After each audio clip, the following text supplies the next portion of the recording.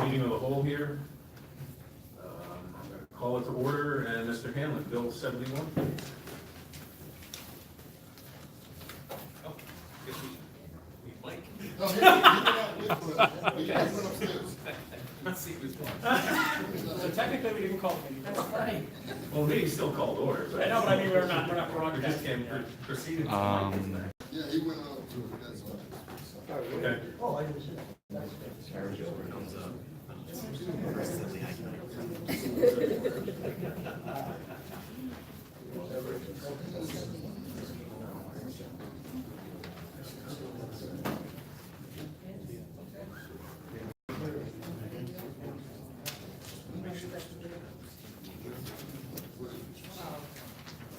You don't get one.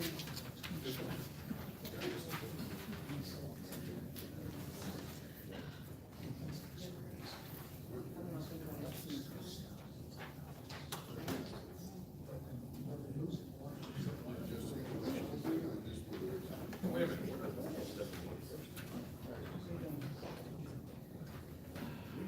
Yeah, these are what was not. Okay, Steve Martin. That's it.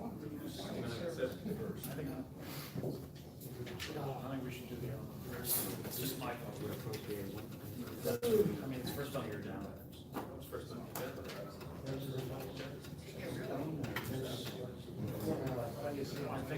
I think that's not. That was Sunday into Monday, right? You're fine.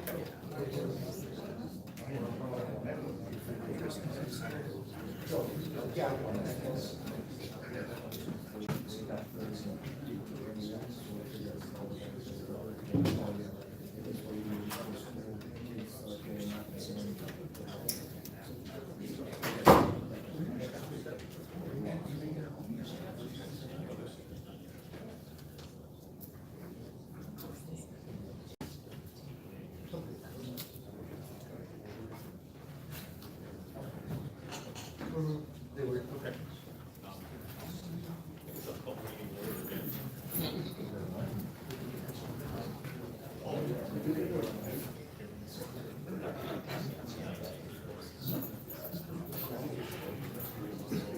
to order again.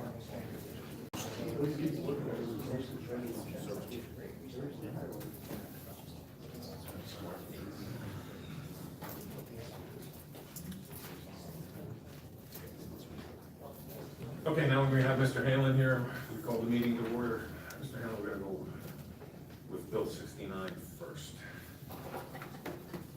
Okay, Bill 69 amends the Civil Service Board rules for police officers by allowing the application fee to be refunded to the applicant only if the applicant provides the Human Resource Department written verification that he or she is a member of the military and whose performance of duty in the military is unable to participate in examination or tests provided the verification is received by the Human Resource Department prior to the administration of the examination or test, correcting the spelling of marshal, changing the minimum requirement for fire marshal from 7 years, and adding a new policy governing the experience required for the position of captain. An applicant for the position of captain shall have a minimum of 5 years of experience as a sergeant in his or her respective grade in the Allentown Police Department and 12 years of service in the Allentown Police Department. There's no live stream, so this is just being recorded. Thank you. This was in the Public Safety Committee, but now it's in front of the Committee of the Whole. Do we have any comment from the administration? Mr. Chief Alston is coming up at this time to make a statement. I thought we were going to do the ordinance first, though. Do a curveball, so. Which ordinance? I thought you were going to do the 71 first. You were napping when I didn't realize 71 was put in first in order. Yeah, I was looking for Mr. Hanlon. Yeah. All right, thank you for letting me speak. This is same civil service rule change that was before you previously. It was passed by the Civil Service Board and recommended by the Civil Service Board favorably. Again, this is to expand our applicant, our pool of applicants for captain. Currently, we have 3 eligible lieutenants, probably one of which is probably the only one that may actually apply for it. So we're trying to expand our pool of applicants to tap into the experience and knowledge base of the senior members of our department in order to build our leadership and move our department forward in conformance with our vision for the department. Okay, thank you very much. Any questions or comments? Mr. President, I have a proposed amendment to the ordinance. Mr. Robinson? Thank you. I make a motion to add this as section 4 to Bill 69. The police chief shall report to city council on the effect of the change to the provisions for the position of captain, parentheses 1B, no later than 1 year after the effective date of this ordinance. And I would ask for a second on that motion, Mr. President. I'll second. Okay, we have a motion, we have a second. Now we open up the motion for discussion. Council members? I would just say the reason I'm proposing this amendment is, when we had the debate about this last time, I stated plainly that I don't think that long-term solutions to short-term problems are a good idea. And after the vote, I had a long conversation with the administration, with Chief Slavin, and with several of my colleagues. And the idea was that we've done this before with other provisions in the civil service rules, when we've had to deal with a situation where we need a fix to something, that the chief can come back in a year, tell us if the provision has worked, first of all, and secondly, whether the provision needs to continue, or whether we can recommend to the Civil Service Commission to change the rule, and then put it back to the way it currently is, in which it goes through with all the lieutenants, or whether or not this provision needs to stay in place, because as we know, the lieutenants do make significantly more with overtime than the captains do, so that could be a consideration. But this would allow us to have a report as to what the status of this is, and we can make a decision in a year whether we want to continue with this or not, taking it from being a long-term solution to we can choose whether it's a long-term solution in 1 year. Thank you. Thank you, Mr. Robinson. Anybody else from council?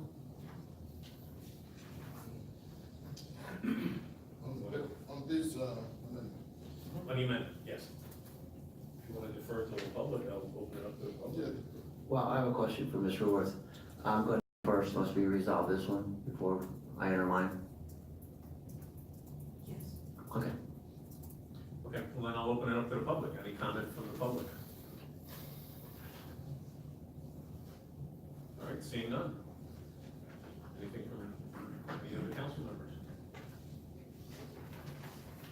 Seeing none, then I guess we vote on the amendment. correct? Okay, this is on the amendment, and this amendment would add another section to the ordinance, and it will require that the police chief report to city council on the changes to the requirements for captains should the ordinance be passed. And this is on Mr. Robinson's amendment. Ms. Appa? Yes. Mr. Grady? yes. Mr. Hendricks? Yes. Ms. Moda? Yes. Mr. Robinson? Yes. Mr. Zuko? No. Mr. McLean? Yes. President, 6 yeas and no nays. Okay, thank you very much. Now, I would like to make an amendment. go ahead, Mr. Suko. Okay, I make a motion to amend Bill 69 by deleting the proposed changes related to the application for captain, in effect, deleting the following and making the necessary changes to the title of the bill. To section 1A, an applicant for the position of captain shall have a minimum of 1 year of experience as a lieutenant in his or respective grade in the Allentown Police Department. Again, this purpose is for succession, and it's to give everyone an equal opportunity, including the ones that are currently lieutenants and those that would plan to take the test at a future date. We have a second? I'll second it. Okay. Mr. President, may I be heard?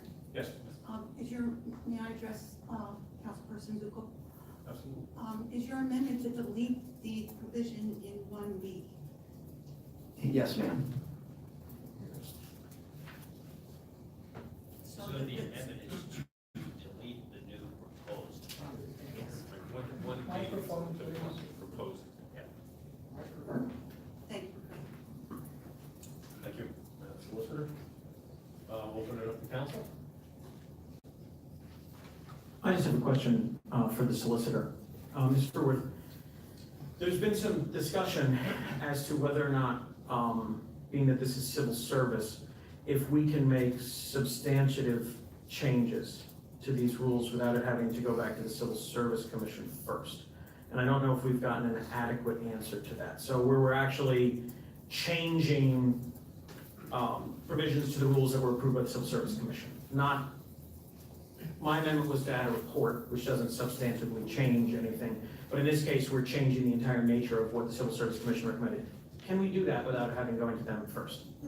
The civil service, the third class city code with regard to civil service, section 404, in terms of the duties of the board. The board it prepares and originates its own rules. They prepare them and they vote on them, and then they refer them to council for approval. And it would be in that nature. It's not the other way around. Council, in other words, would not originate rules. Civil service board originates the rules.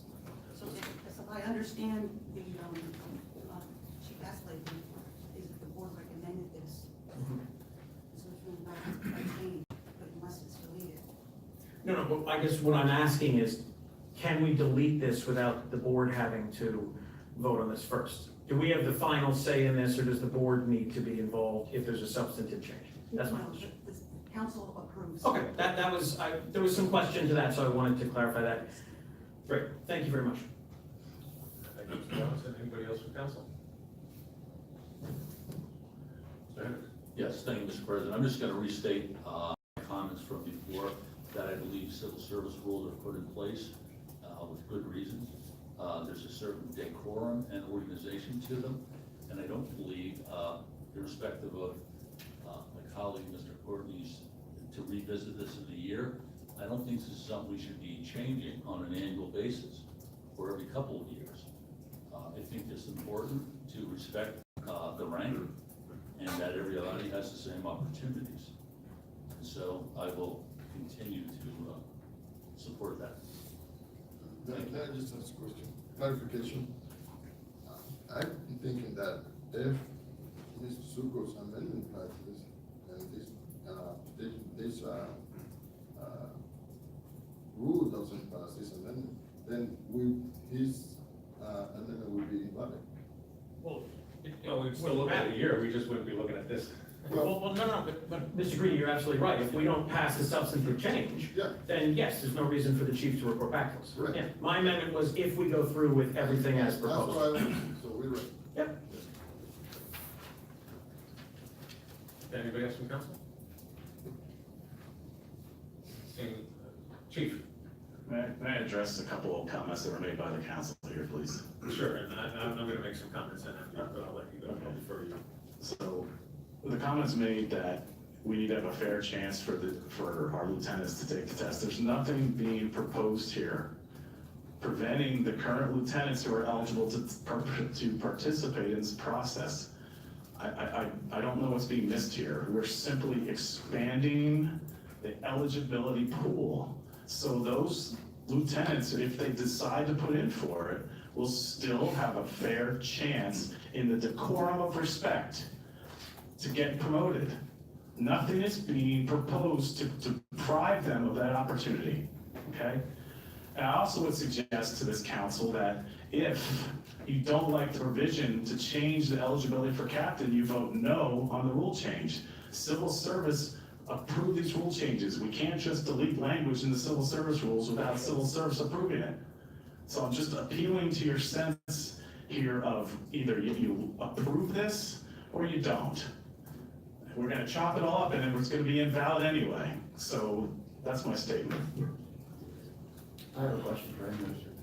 Go ahead, Mr. So your intention then is not to promote a sergeant to captain?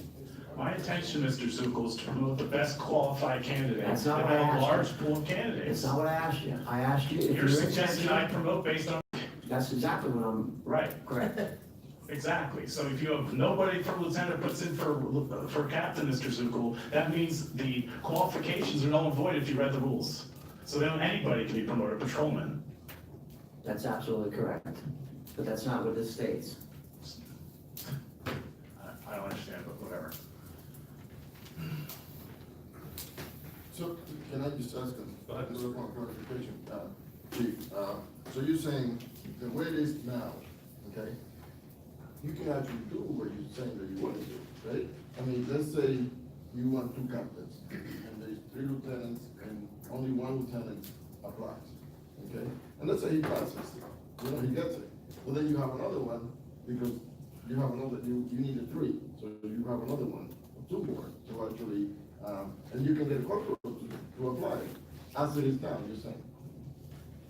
If nobody applies, If nobody applies, you can get a corporal to apply.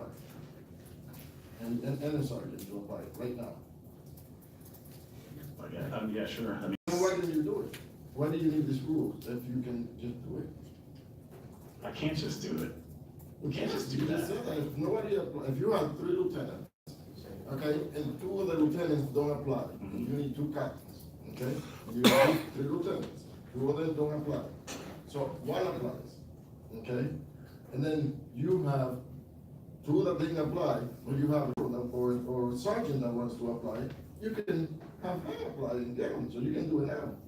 So what I'm doing is being proactive and thinking ahead and going for the experience of the senior sergeants in the department to allow them to apply to the process. But you can do that now without these rules. You can just say, hey, sergeant, corporal, whomever you want, apply. Because only, you're saying that out of the 3 lieutenants, 2 of them are not gonna apply. So you can do that now without this rule. There may be some confusion there. I believe the rules say that you have to have X amount of years of experience on the department and X amount of time in grade. Correct. Before you can move to the next position. That's the way the rules are now. What he's saying is, I want to change that, or pause it for the captain's position to allow sergeants to do. Okay, which I think when we went through this before, I explained how I had to do it because of such a change over in the department, and I'm sure it hasn't changed. It's a young department, there's a lot of changeover in it.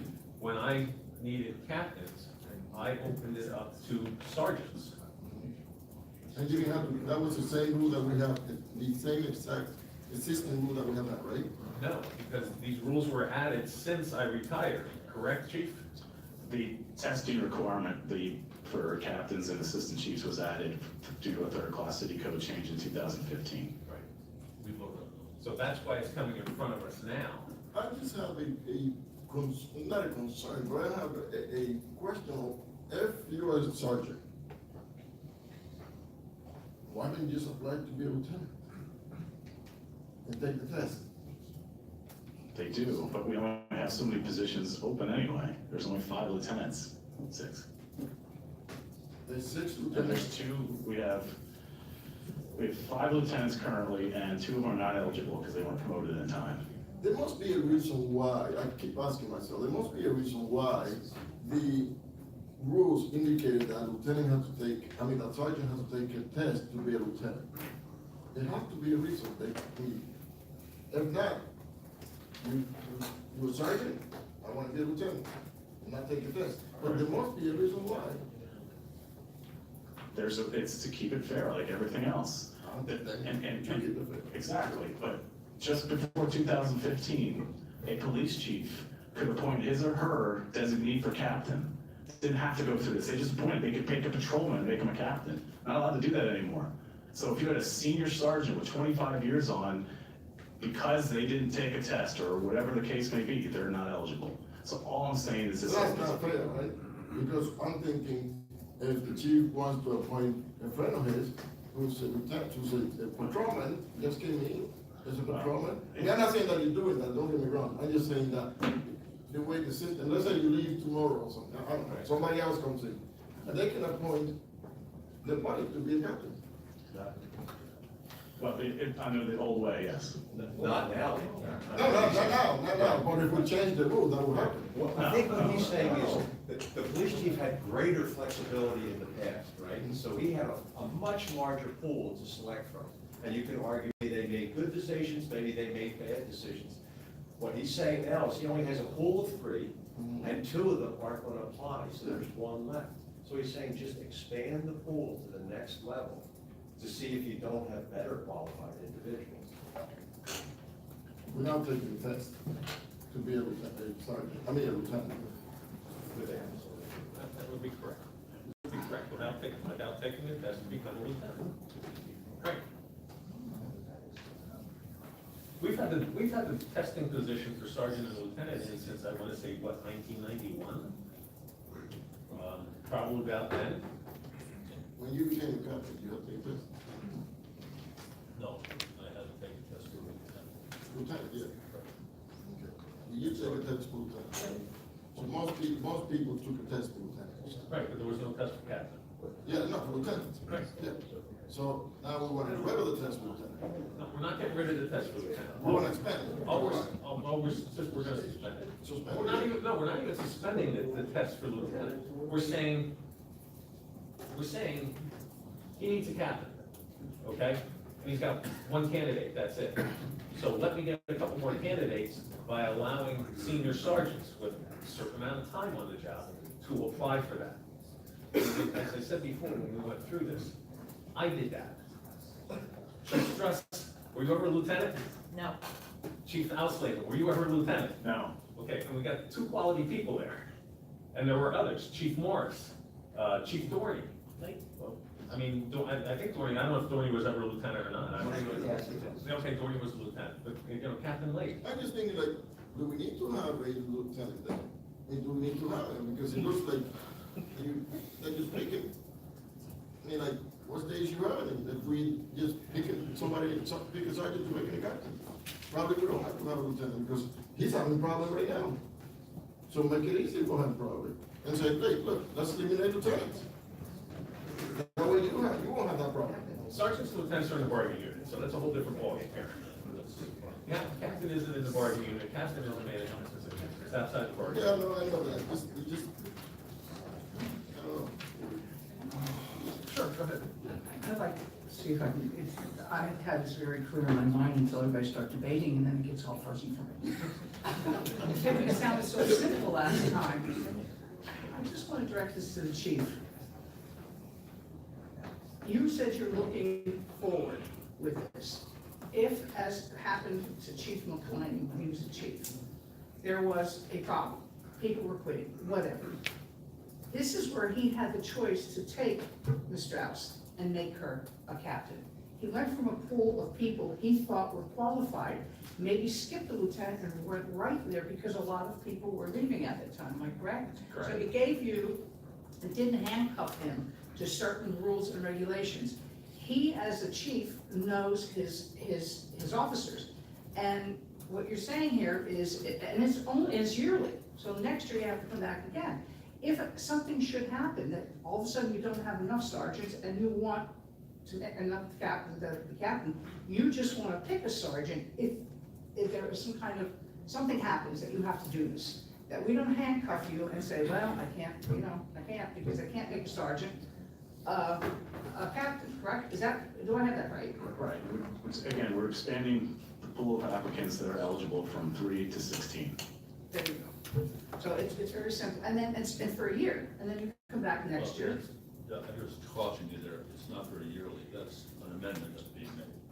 Yeah, and for a report. Right, that's all right, I'm sorry. Yeah, I'm glad you clarified that, but I got it back straight. Okay, Okay, thank you.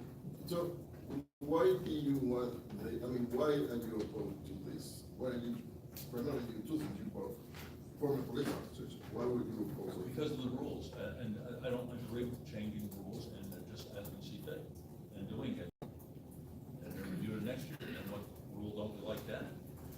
I think it's important to follow those rules, I think it's important for the proper decorum of the department. What about you? I realize there's other things in here in the department that is some of the overtime use.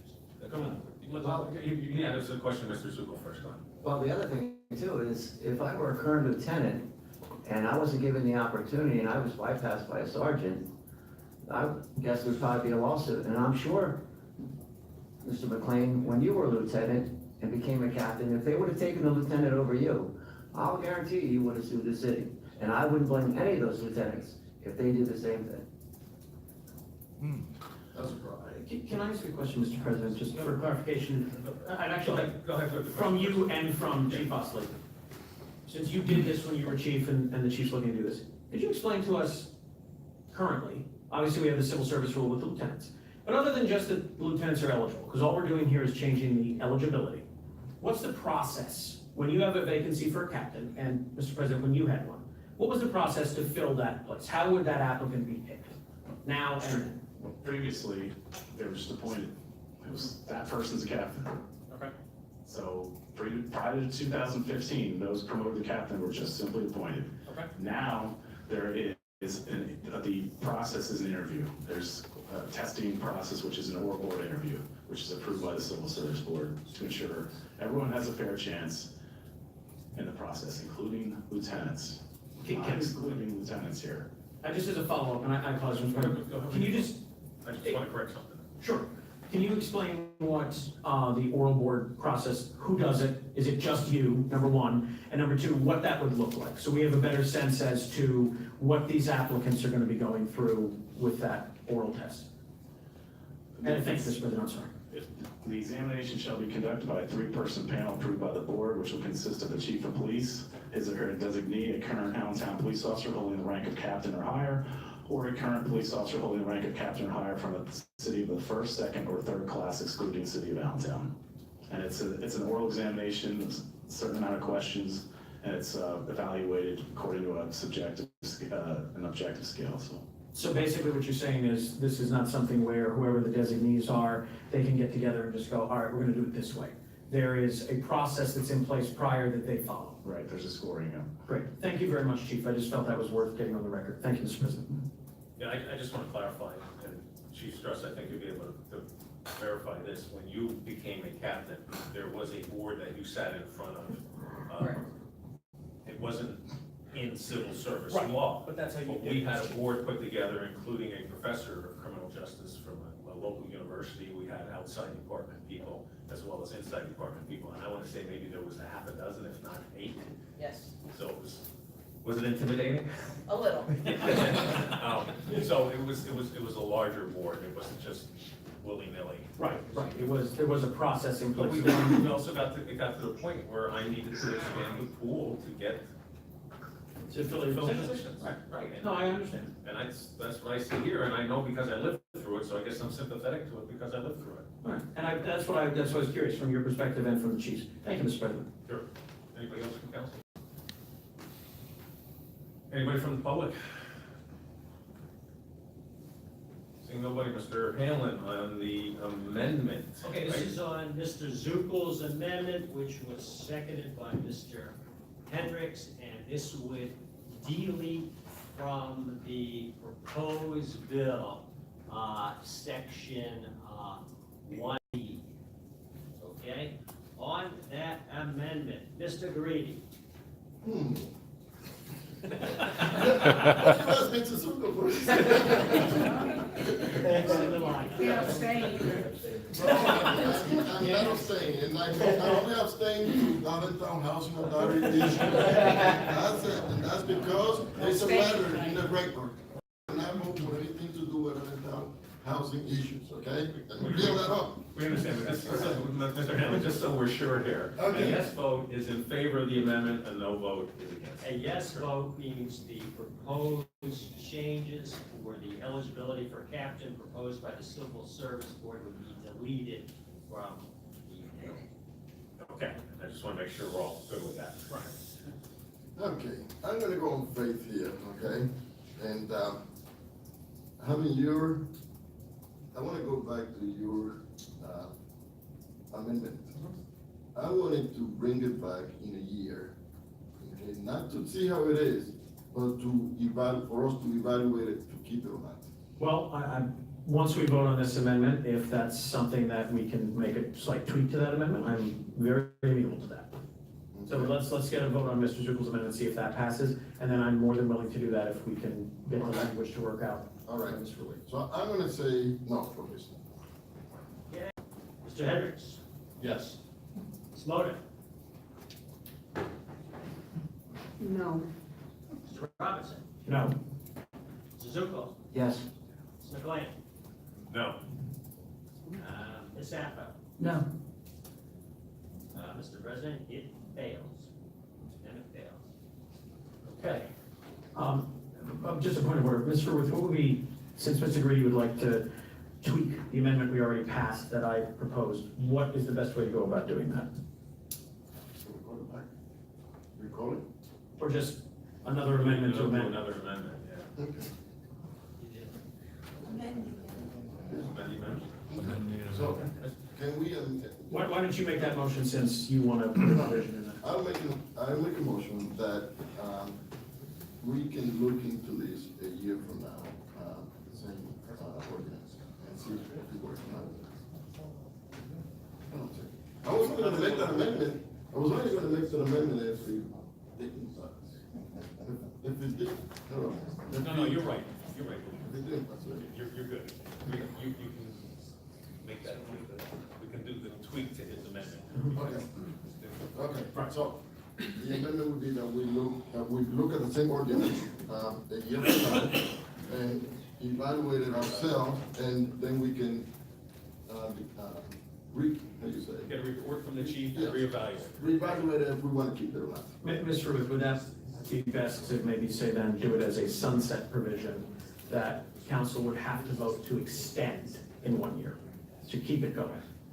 I'm just trying to figure out the best way to word this so it's actually actionable. I'm just curious what your opinion on this is. If it's to have a report from the police Mhm. and reevaluate how this is working, what's meant by reevaluation? Well, that's why That's what I'm, I don't know what that, Right. what that would entail. I think it's basically secondly, what I'm thinking is, to go back and say in a year, and say, let's see how was he able to fill the position that he needed to fill up, okay, into captain? And did it help by the way we had it last? Or do we have to do something different? Or do we have to bring Mr. Zugel's amendment back? Exactly, yes. How about if we just do this? How about if you just said, Courtney's amendment, and we add at the end of the amendment, you know, a comment, say, city council will evaluate the provision after the police chief gives a report. I think that makes the most sense. Yeah, Is that's that- pretty much what it is. Yeah, that's pretty much what it is. Okay. And then we can change it or not change it at that time. We have the power to do anything we want with these resolutions. Okay, well, you made that change, so now, I'll second now we it. need a second. I'll second it since it was my amendment originally. Yeah. Okay. Now we gotta go to discussion. Not more discussion. No, nothing from council, anything from the public? Mr. Hamlin, the vote. Okay, this then, that section 4 will read, the police chief shall report to city council on the effect of any change in the provision for the position of captain 1B no later than 1 year after the effective date of the ordinance, and this will add, city council will evaluate the provision after the police chief makes the report. Okay, by common consent? Yeah. Yes. Okay. All right, now that we're through that, We have to vote on the actual bill. we gotta go to the bill, right? Oh, yeah. But, That was the gist of the bill, but Yeah, let's just. well, that is, but the Bill 69 change has some other changes in it there for the fire department. Correct. Which are just pretty much housekeeping. yeah. I mean, I guess unless there's some questions from council or the public, we could just move forward with the bill. Well, once we see if the public has anything, I'm happy to make a motion to move it forward favorably to the whole council. Okay. Any comments from the public on Bill 69, the bill in its entirety? Seeing nobody, then I guess we can move to the vote. I make a motion to move this forward favorably to the whole council next week. Second, Common consent? yes. Sure. Okay. All right. Let's now go to Bill 70. Bill 70, amending Article 12105, city registered vehicles by changing the word sedans to the word vehicles in two places, granting the mayor the authority to designate exceptions to the marked vehicles requirement, changing the number of vehicles permitted to be taken home from 13 to 30, providing for the appropriate marking of the vehicles, requiring appropriate compliance with IRS regulations, deleting section C4 that states vehicles cannot be taken home if you are simply on call, requiring a report to be submitted at budget time detailing the cost of the city fleet rather than placing the cost in a fund and making some other minor housekeeping clarification. For all practical purposes, this would maintain the status quo and just to add that IRS compliance requirement. Okay, thank you, Mr. Hanlon. Any comments from my colleagues? Yes, I'd like to make an amendment to that. Mr. Zuko? I'd like to make a motion to do the following. In every instance where the number of take-home vehicles is listed at 30, change that to 17 at section B7, C1 and C3. In section C1, include the following: after the mayor shall have the authority to assign city personnel to the 17 take-home vehicles mandated by city council. And also the 17 vehicles shall be assigned to the following positions, as stated in the previous amendment: chief of police, assistant chief of police, 2 police captains, the on-call captains, 2 assistant chiefs, the on-call police captain, 4 K-9 units, the fire chief, assistant fire chief 2, EMS coordinator, public works director, streets department superintendent, facilities manager, managing director, mayor, and the motorcycles would be allowed to be taken home for special events with the permission of the police chief or designee. The criminal investigations division's 3 vehicles are not part of the ordinance, so are not part of the 17. And 3, under use of city vehicles, add 8 to read as follows: take-home vehicles shall be allowed only for employees that live in the city or within a 5-mile radius of the boundaries of the city, and in the case of K-9 units, future K-9 units, in a 10-mile radius. Okay, we have a motion by Mr. Zuko. Do we have a second? I'll second. Okay, now we are open for discussion. Mr. President, just a point of order, I wanted to mention this in between the bills, but could we have Mr. Hanlon state for the record why we are not broadcasting the meeting and just doing an old audio recording? I think it'd be a good idea just to have that on the record. So it was the computer updating, but it stopped updating because I basically turned it off and on. Now it's working and it's broadcasting. Okay, great. Because I know we started out that way, I just figured with the items we have on the agenda, it'd be a good idea to mention It that. reminds me of years ago when the TV didn't work, we went up and hit it. Yeah, reflecting on the same. Thank you, Mr. President. Thank you, Mr. So now we've gotten that important part out of the way. Let me just ask a question on the bill. You said to the mayor, see what it was. It's on, it's written on this. I'm trying to figure out which one, what section that was. Section C1, correct. Of the original. No, the original one is correct.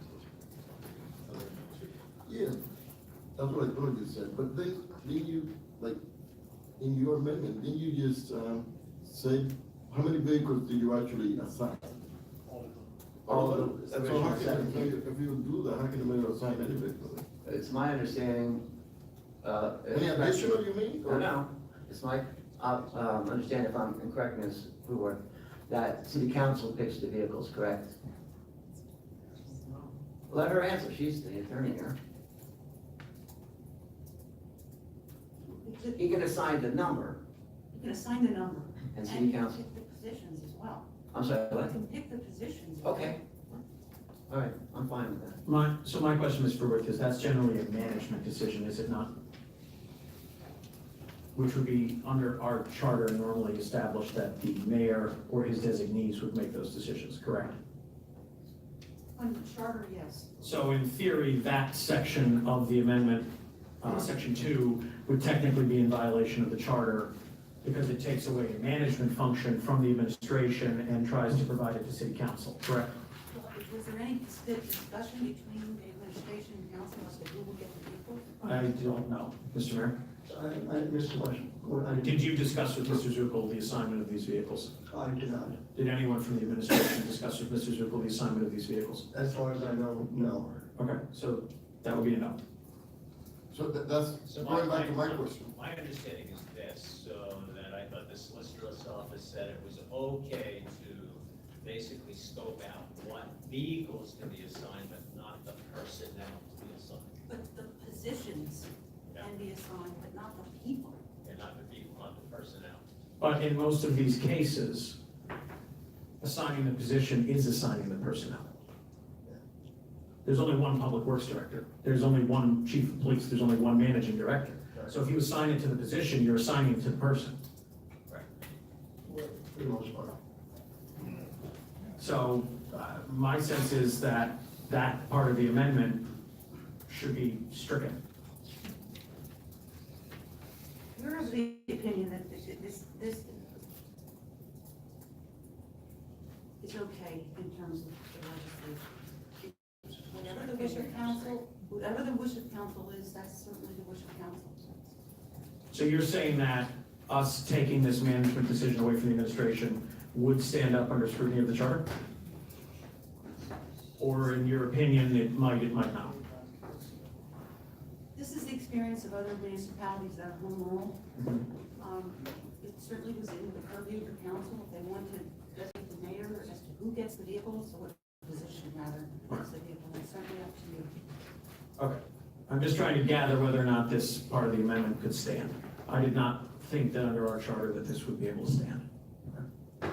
Thank you, Mr. Roy. So it's 17 vehicles. Yes. Okay. And we actually assigning who's going to get the vehicle by passing this. Correct. On that section, yes. Will you be amenable to amending it to have one more vehicle and have the mayor assign that vehicle? Sure. I'm confused. I said, would you be amenable to having one excavator instead of 17, 18, and then have the mayor assign that vehicle? Okay, did you have any, like, suggestion who that vehicle would I go to? don't have any suggestion, Okay, I'm just giving okay. it to him. Yeah. Why would you do that? I don't Why would I do that? I don't That way you have a vehicle, an extra vehicle that you can assign to whomever you want. Well, I would like 13 extra vehicles. Fine, just give me the Make it 30. Can you keep going? That's the way it is. I'm giving you an extra one. You know, if this passes, you will not have, you only have 17. I'm giving you an extra one. In case it passes. Okay.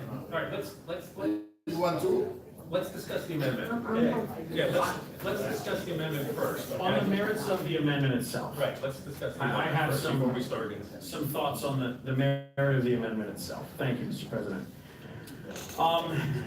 First and foremost, in looking at this, so one of the goals of this is to remove the police captains from having take-home vehicles, because it only would go to the on-call captain. So I have a question for Chief Osleben. Chief, can you tell me roughly how many of your captains that have, I'll phrase the statement, how many of your personnel, including captains, assistant chiefs, and yourself, that had take-home vehicles responded to the incident on Turner Street? All of them. All of them. If there is a major crime in a PSA district, whether the captain is on call or not, do they respond to that crime? Yes, they do. And is that something that is regular? Yes. Okay. Concerning special events that they attend, obviously we have not only Captain Hill who runs special events, but normally at all the ones I've been at, I've seen the PSA captains attend those events. When they attend them on their off hours, are they allowed to use their city vehicle currently to do that? When they're attending a city function, special event, community meeting, community group meeting, yes. Okay, and my other question would be, these vehicles obviously have specialized equipment, correct? Correct. So let's say for a second whether you would use a shooting, or if we want to talk about the incident on Turner Street. Can you lay out what happens? If a captain arrives on scene, what special equipment do they have in that vehicle that they are bringing to that scene immediately, as opposed to they're coming there in their personal car because they want to get to the scene quickly, as opposed to come to City Hall and requisition a vehicle? The captains have MDTs in the car, which allow them to see the details of the call. They're gonna have equipment in the back, they're gonna have life-saving equipment, they're gonna have, some captains will have shields or other tactical type equipment in the trunk, first aid, that type of thing. So, in the incident on Turner Street, there was no time to take a detour to go find a vehicle that's available. They had to get right to the scene It was a very fluid scene, so, and that happens on any of the other major crime scenes as well. And homicide is a major crime scene, and captains come out for those. Okay. Chief Weir, can you give a quick rundown as to what the emergency services vehicle that you, the deputy chiefs, and the public affairs captains, what type of equipment you carry in your vehicles, please? Well, let me start off by saying that the proposal that is in front of you right now is a little inaccurate in the fact that there's one vehicle in our department that's not accounted for, and that's our deputy chief. The proposal that Mr. Zuckel is proposing has our command structure as myself, the chief, and 2 assistant chiefs. We have myself, the second in charge is our deputy chief, and then we have 2 assistant chiefs. So our command structure is not the same as the police department, which this proposal has not addressed at all. The one vehicle that is addressed is our captain of public affairs. And in his vehicle, he has all his firefighting equipment that he needs, including his Scott Air Pack. He has life-saving equipment in there also for getting to the calls. But he is also our public information officer for our department. So he is the responsible for talking to the press at most of our major scenes. He also does a lot of educational stuff with, he does the juvenile fire center program, which entails him going to the juvenile's house and having them hold educational classes. A lot of that's done on his own time. A lot of that's done after his work hours. He has classes that he holds also on Saturdays that he needs his vehicle for to get back and forth. And the same thing with the police department, with the fire that we just had on Franklin Street. He doesn't have time to go to one of our stations and pick up his vehicle just to be able to get to the fire scene to start getting his information from everybody so that he has that for when the press arrives. This job is a 24-hour, 7-day-a-week job. And unfortunately, fortunately, including the police captains, they need their vehicles to be able to get from where they're at to wherever the incident is. And they need to get there in a timely manner. And having to take the step to go someplace to pick up their vehicle is just taking away that precious time that might be needed to possibly save somebody's life. Can I ask you a question? Sure. I was actually still in the middle of that, because I have other questions for the members of the administration, but if you want to go ahead. No. All right. Wait a minute, if you're gonna move on to other members of the Yeah, administration. well, let's- yeah. That's I the just question was- now, Chief. I just wanted to make it understood that I was not finished, that was all. Okay. Sorry. Now, is it true or not that the individual you're talking about doesn't even live in the county? Based on information I received from your prior chief.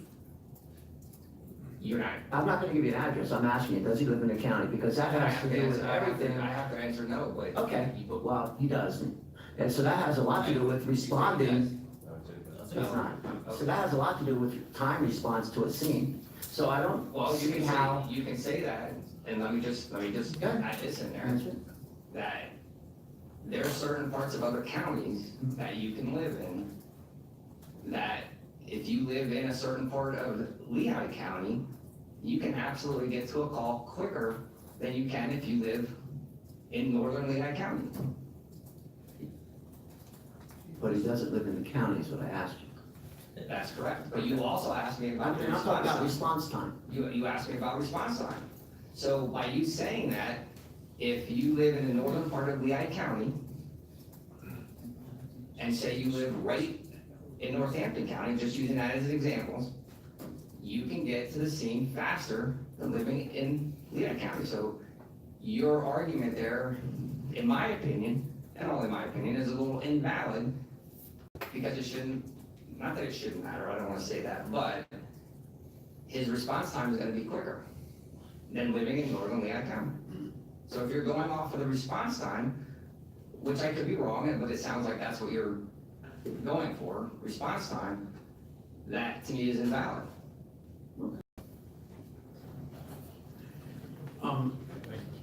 I have one, hang on, one follow from Chief when you're finished. If you want us to choose something. Yes. Okay. If this ordinance passed, how much money are we gonna be saving in there? You're saying if the amendment passed? The amendment passed, yeah. How much money are we talking about?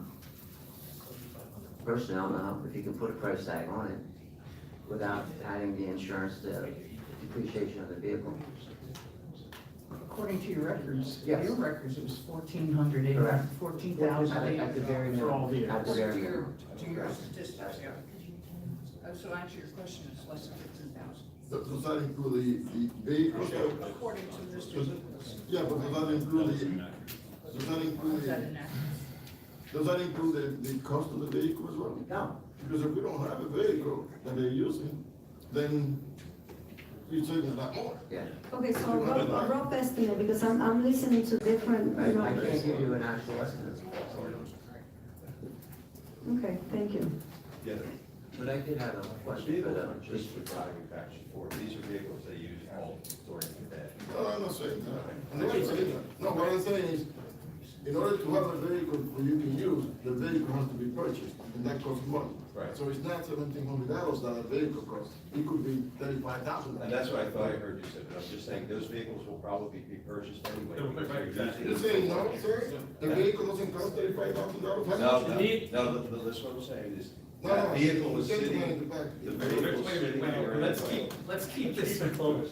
Okay. We're not gonna be throwing all over the room here. No, All right, Mr. McMahon, you wanna finish explaining to them, we're gonna buy those vehicles anyhow. Yeah, the vehicles are gonna be here, so they're gonna be sitting in a garage not being used, right? While these people are at home. So the vehicles are used for work. The only addition is that they're allowed to be taken home so people can respond to work on the off hours. Okay. But those vehicles are needed anyway. So you're saying, if he's deducting, how many you deducting out of it? Well, You're I'm deducting 30 now, 13, let's say you're deducting 13 vehicles, okay? Does that, those vehicles still have to be purchased? They're already here, and they're still gonna, and they're gonna be used Oh, they're for already every here. day. So you're not purchasing extra vehicles for all these extra people? No, they already exist. They already exist. All you're looking at is whether you allow them, those 13 vehicles to go home with the personnel. Those vehicles are already here, being used for city businesses primarily. The only difference is, No, I understand you take Okay. them home, but I was under the impression that, let's say, I'm director of, I don't know, counter compliance, which is a position that we don't have, okay? And you give me a vehicle, you have to purchase that vehicle, right? right, whether you take it home or not. Why? Because if you need it for your work, to do the work of the city, to travel in your Why don't we have, counterintelligence. okay, I got you, why don't we have pool vehicles that people can use all the time? And some pool vehicles, so you buy 3 vehicles, I don't think everybody's gonna use all the vehicles at the Yeah, same time. and that's a great idea, that's something we've discussed, but that's actually a different argument, that, because if you're gonna say pooled vehicles, we're only talking about vehicles that exist, that people already have used for their business, and they're taking them home now, okay? You can't pool, are you gonna say that we go down to 3, and then they share 3 vehicles going home? These, what we're talking about is public To safety. use while they're here. Right, yeah, right, that's a different story. We're talking about only the issue of them being able to take those vehicles home in order to respond to city's business So you have to on the purchase off them. hours. You have to purchase We- them. They're already purchased. September 29th, we have an explosion. October 7th, we have a fire. Sorry, Mr. Rhodes. We need those vehicles. If it's not broken, why are you trying to fix it? The system is not broken. It's not broken. The status quo needs to remain status quo, 30-30. I didn't put this. Oh, I'm calling everybody. Well, it may not. Mr. Garidi's asking questions, and rightfully so. And I agree, that the vehicles are already purchased, and there used to be studies, I haven't looked one up recently, that showed that people that had their own vehicle assigned to them took much better care of it also, so, in police departments. So, Ms. Alpha wants to, I'd like to address. I have a follow-up question for the mayor. okay, well then, just hang on, let Ms. Alpha next, All right. I'll come back to you. Ms. Moda, I understand what the question you're asking. The amount of money that we're talking about isn't it's hard to figure, because this is only what they're taking home and coming back to work for. This has nothing to do with the amount of money that they use and the wear and tear on these automobiles that are daily use, that they use while they're working. I would say it can't be that expensive. When he said 15,000, that kind of seems right for me. To drive home and come back, I can't imagine it's gonna cost the city a hell of a lot more money. We're not talking about them driving all day long, we're not talking the wear and tear, we're talking about driving home and coming back and using it for an emergency. So I hope I clarified that, Ms. Mulder. It's not the amount of money that we are spending for the car yearly. It's only to take home and bring back, and how much we're saving for that, for all those vehicles, for just taking it home. And I don't wanna talk for Ms. Moda, but I think she's probably saying, why are we arguing over it? How much money are we arguing over? Well, she wanted to know, and Yeah. I just want to clarify, Cynthia, that it's just back and forth to work. The amount of money is minimal. Mr. Zuppel, you had a question Mayor, for the clerk. you said, no, Mayor. You said these are primarily to be used for emergency situations to come to work, right? That was an example. I gave two examples. Okay, You could have an emergency 7 days a week in Allentown. okay. Let me ask you a question. I have a picture of an Allentown police captain vehicle at 8:46 in the morning in front of an elementary school, taking his kids to school. Is that also possibly, part of the emergency response? So when you bring it to my attention tonight, that will be addressed. Yeah, that's something that should have been No. addressed in a That's what proper I'm talking about, manner. it's the abuse. That's inappropriate. It's the abuse of the vehicles. But then, That's what I'm talking about. but then we deal with the person who abused. And we can do that later. We don't punish everybody. Why was because of this that. not brought to the administration's attention before you had the opportunity to use it to politically embarrass one of our captains? What I do, I didn't mention anybody's name. No, but you're limiting it down to 5 or 6 people, Mr. What Zuppel. I'm Why was saying- this not properly brought to the chief's and the mayor's attention? Not only This was that, used to embarrass him. Why did you do that as opposed to going through proper All channels? right, okay. All right, that's enough. It should have been done the proper way. That's an improper use of that vehicle, and that will be addressed. We can deal with It'll be that. it'll be dealt with. All right, all right, Ms. Thomas next, and then we're gonna try and keep this. way Is over it here. improper use? Because I understand what I read, if you're on your way home and you're dropping off at the cleaners, that's okay. That's different. You're not taking your kids to school. Well, on your way to work, you're dropping your kids off at school. What if you get in an That's accident while you've got those kids in the car? You know, just bring this up to the chief. There could be an explanation of that, okay? I mean, it could be a legitimate explanation about reading, going into school to read, and you said it got off child. We'll deal. And you'll be able to get to the answer. We'll deal with that. That's an assumption. Right. Do we have any more from council? Why was, you were still in the middle? Still, yes, so, thank you. Go ahead. Chief, we have one last question for you, which is, of the members of your department who have take-home vehicles, how many are members of the bargaining unit?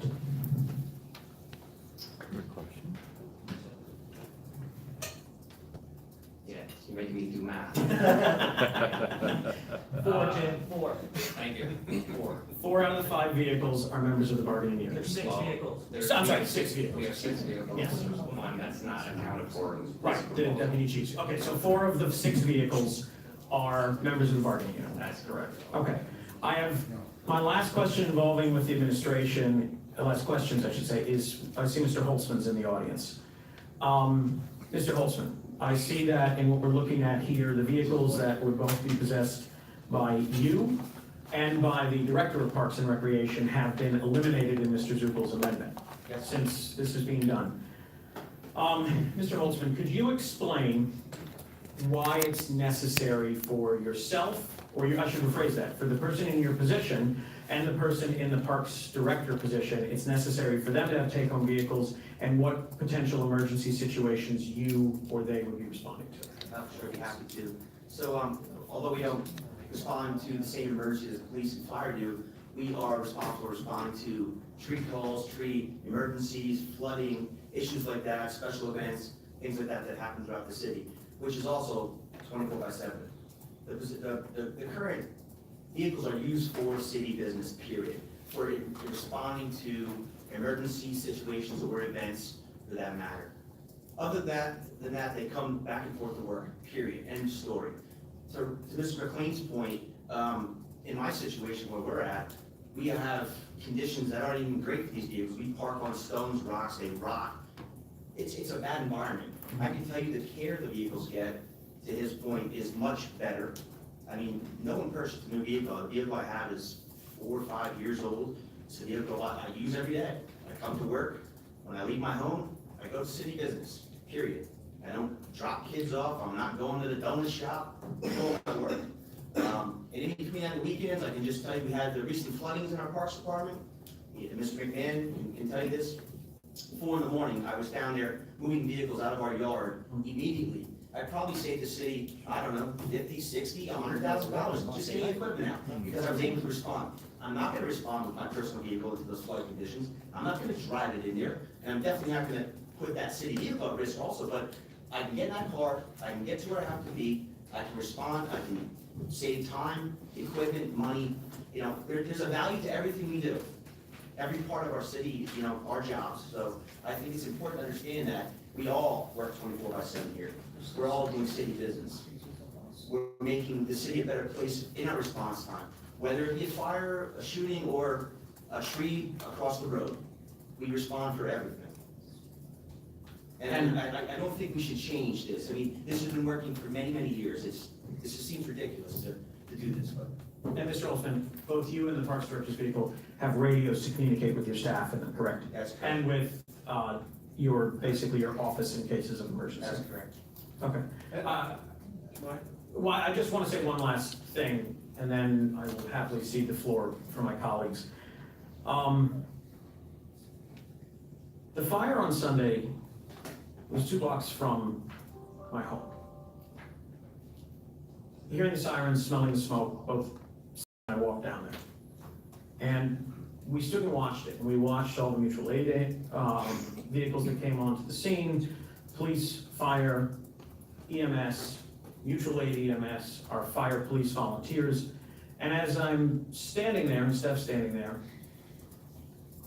into the Gulf parking lot drives Deputy Chief Agosto. Runs to the back of his vehicle, grabs his equipment, runs right into the fire. A few minutes later, Chief Weir, exactly the same thing. A few minutes after that, Captain Christopher, exactly the same thing. Now, I understand it. It's our duty to do everything we can to try and spend the citizens' money wisely and to be frugal, quite frankly. So the point behind this amendment, I understand. However, we have almost 1,000 city employees. We have probably well over 200 or more city vehicles. We're talking about 30 vehicles for 30 high-ranking positions that deal with emergency situations, representing the city at events and issues of those nature. And especially when we talk about the emergency capacity in this. This is a new day and age. This rule was originally written, if I remember correctly, Mr. Hanlon, in the early 90s. Right. This is a new day. Every one of us knows that. We're dealing with incidents with a frequency that we've never seen before. We're dealing with incidents that we've never dealt with before. And whether that's a police shooting, whether that's a bomb going off, a fire, or flooding in the parks, all of us up here, Mr. Grady, you especially, we've talked about this. The flooding that we've seen this year has been unprecedented. It's been unreal. And having the ability for our leaders to respond, to get right on the scene, to do that, saves money, and more importantly, can save lives. Whether it's a life of our employee or a life of a citizen. And for what we're talking about in terms of savings, because absolutely what's been brought up by Ms. Alpha, what's been brought up by President McLean, the vehicles are already in the fleet. The depreciation we're actually talking about is from home to work, from work to home. Whether, if Chief Osleben has a captain who's gonna go to events in the city and he's forced to come and pick up a vehicle, well, we're gonna have twofold things. Number one, they're not gonna be sent to as many events because it's gonna be a matter of effective use of resources and time. And number two, most importantly, we're going to have a situation in which the vehicles are still gonna get used to a large extent. So the depreciation we're actually arguing about is small in comparison to the overall depreciation of the vehicle. Because at the end of the day, a lot of these positions are going to have designated vehicles assigned to them. They're not gonna be pool vehicles. They're going to have a vehicle that's assigned to them that's either gonna sit in a parking lot or go home with them. So the depreciation, in that sense, is relatively minuscule. This originated because of an issue last year, well before Mr. Zuckel or I were on council, as to Mr. Glazier being able to conduct an audit. Now, let's change the words, allow him to conduct the audit, and if we determine that there's a problem moving forward, that something isn't right, that maybe someone shouldn't have a vehicle, then we can revisit this. But let's take the appropriate steps first. The original intention a year ago, from my understanding with all of you that were here, was that it was to change the words so that the audit could be conducted. In that time, though, I think it's irresponsible of all of us to potentially put the lives of our employees or the lives of our citizens at risk for what is potentially a small amount of depreciation on these vehicles. I'll be the first one to put a motion forward asking Mr. Glazier to, as soon as this ordinance takes effect, begin his audit. I'll be the first one to call for that. But let's not put lives at risk. Let's not put service at risk. Let's pass this as a clean bill, ask for the audit, and then if we need to address it again, we can address it again. But I don't think we should hurt people in the meantime. And the other thing I would say is, Mr. Mayor, I know you vetoed this last time. If this amendment passes, will you be vetoing this bill again? We'll think about it. Okay. No. I understand, but I just- I do not want to give, But it's not off the table, is what you're saying. everything was on the table. Okay. I would ask my opponents to please vote no on this amendment, vote yes on a clean bill, and then let's move forward with an audit after that, once we have everything in place. Thank you. Thank you, Mr. Robinson. All right, go ahead, you can Yes, respond, real quick. Mr. Robinson, because then Ms. Apple wanted to say something. Just real quick, the issue's not the amount of vehicles, it's just that all the vehicles are going out of the city. Back when this was done, everyone, well, it was residency, but all the vehicles were in the city. I think all these vehicles going out of the city also puts us at a liability risk. That's what I'm saying. They're And I- all going out of the city, that's the common denominator. And I understand that, Mr. Zuckel, All and except for a few. there was a question that I had asked when this was originally brought up in May from the solicitor's office. I don't know if we ever got a response back, which is, we have current employees who are given take-home vehicles with the express purpose of going to work and coming home and also responding to emergencies. Now, I'm not talking about if we pass this 10 years from now, that position no longer has a vehicle. But currently, these employees right now, if we take a vehicle away from them, what liability are we potentially opening ourselves up to if they're responding to emergency and get into an accident with their personal vehicle and we took away a city vehicle that they had? Is there any liability that the city is potentially open to? There's exposure there, and under that scenario, you know, there would be some exposure for a claim that you're using your private vehicle and you have a problem. Of course, there would be some type of, you know, a claim could be asserted under those circumstances. Especially if, say, there's a mechanical issue in that vehicle and someone is hurt, whereas we had city vehicles that were checked by the city garage, so we knew what the maintenance was on those vehicles. It's, the liability for any municipalities is based upon, provided you meet the categories in the statute, is if you have prior notice, you're, you know something, you don't do anything about it, then you might be subject to liability. So we could be open to liability in this situation. And another reason why I asked my colleagues to please vote no on this Let me ordinance. ask you a follow-up question. Hang on, wait a minute, hold on, wait a minute. Ms. Apple was next, she's been waiting here patiently. And she's not a very patient person, so let's let her get in. Several things, what you just brought up now, Rick Holtzman brought a good point up when there was a flood. He had to use his vehicle and he had to get in there and it was flooded. And he lost his vehicle. Who pays for that? So in the long run, the liability, people taking their own car back and forth, I think is greater than us having them use that. Now you're looking at, they're talking about the radius. I mean, it's not that far. You know, you can live in Palmerton or in Easton, you're only 10 miles away. I mean, it's not the response time for them to get into it, and that's what it's all about, the response time. Like you said, you can live right here, I can live in the West End, and maybe somebody from Bethel can get here faster than they could from inside. And it's not, if you look at this, you can put the map out here, it's really not that far. We're not asking them to go to Disney World. You know, they're not coming from out of state. But unfortunately, that's not what the amendment is. I would have preferred if we would have just been able to do Well, a radius. Yeah, well, Because Mr. that would also uphold the emergency argument, because people have to get in here with a certain amount of time, but that's not what we're discussing. But anyhow, Mr. Green. There is a I 5-mile was radius. finished. Oh, yeah. Yeah. Oh, I thought you were. The reason I brought that up is Mr. Zuppel brought up the fact that we're using cars now that are outside the city. There is another department that I'm concerned with, is Craig Messinger. Could you give us a rundown on the importance of them taking away some of your vehicles? I think Public Works is one of our most important. Well, it really gets to the fact of, again, the flooding issues, the snow issues that we have with the large storms. I mean, it's getting to the point where, you know, I'm being called out at different times throughout the night, depending on what issues. I'll have to say also, I was also at that fire.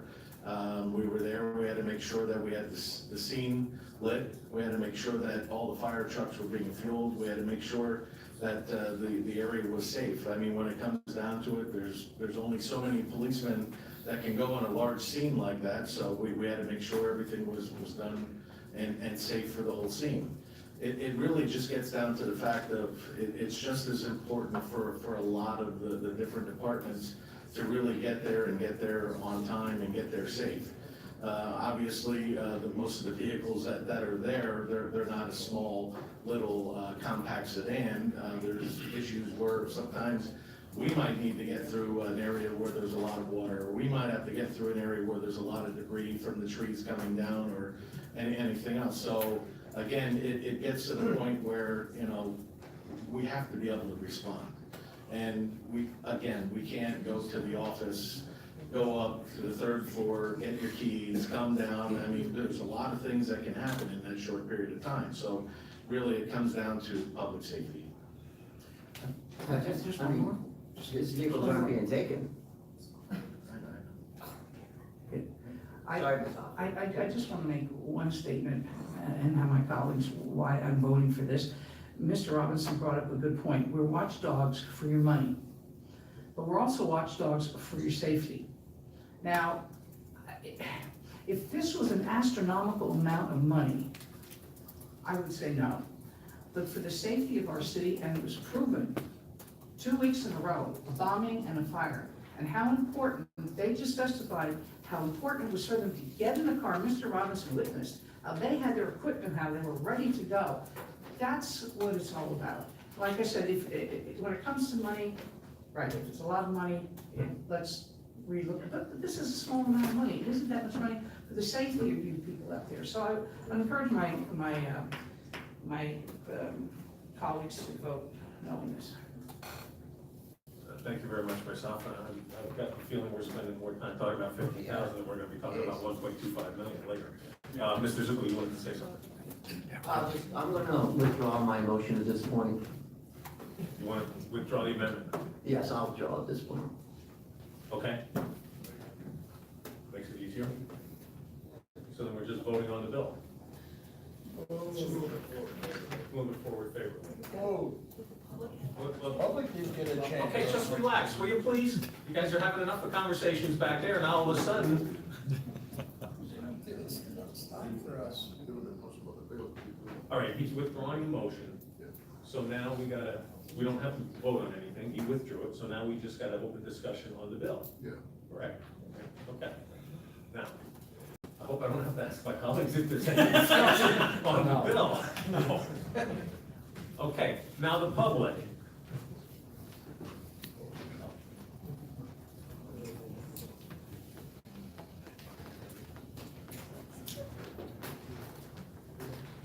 Good evening, Council Tom Hahn, East Side of Allentown.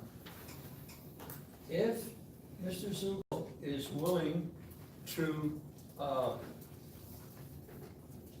abate his amendment, the other thing is, I'd like someone to put an amendment to this, that the police department still come through the budget process for the 10%, a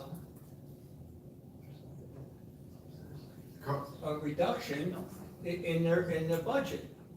Now, Mr. Zuko had an attempt to save the city some money, which Ms. Moder wants, everybody talks about it. So in exchange for spending the money and for the rest of the time that the replacement of all these cars, after they get X amount of money and everything that goes with it,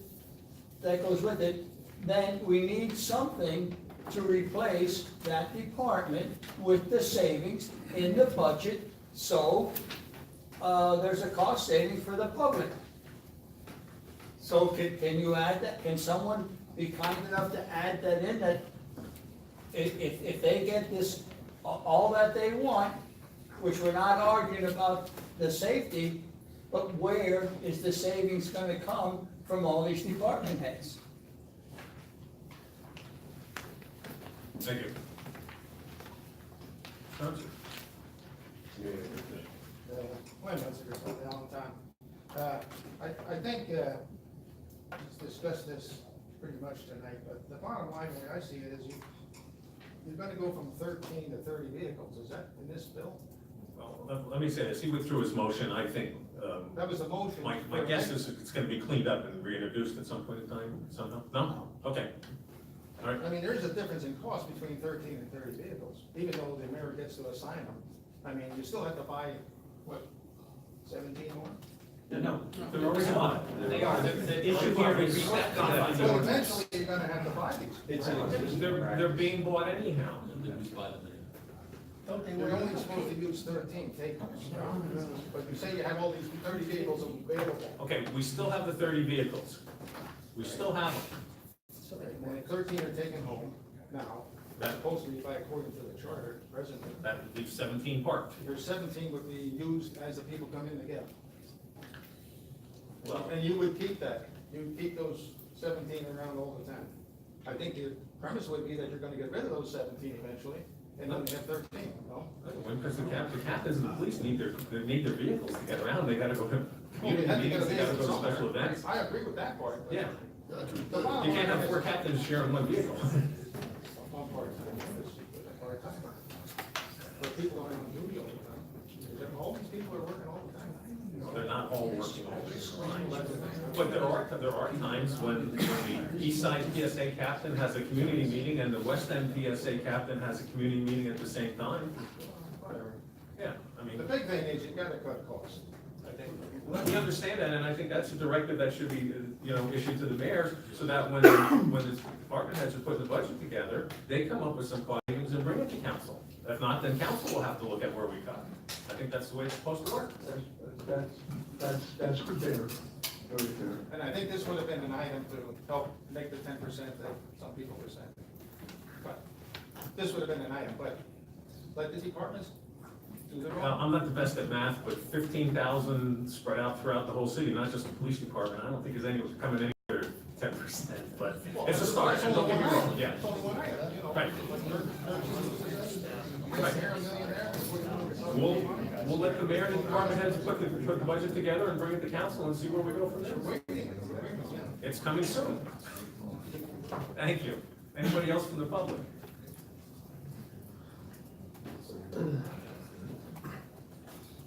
James Whitney, 1122 Hamilton. My wife and I witnessed a crime recently, and a police captain came to our business the next day and really put our minds at ease. And that same captain also came to our home in an unmarked car, because in our neighborhood at the time, it was really dangerous to be seen talking to cops. There was a real kind of anti-snitch culture, and it really meant a lot to us to have that officer be able to come in an incognito way, and for us to be able to walk up to his vehicle. It helped us feel safe and it put us at ease. And these not just APD, SPD back in Seattle Washington State Patrol and Olympia, OPD, cops have always just been so close to our hearts because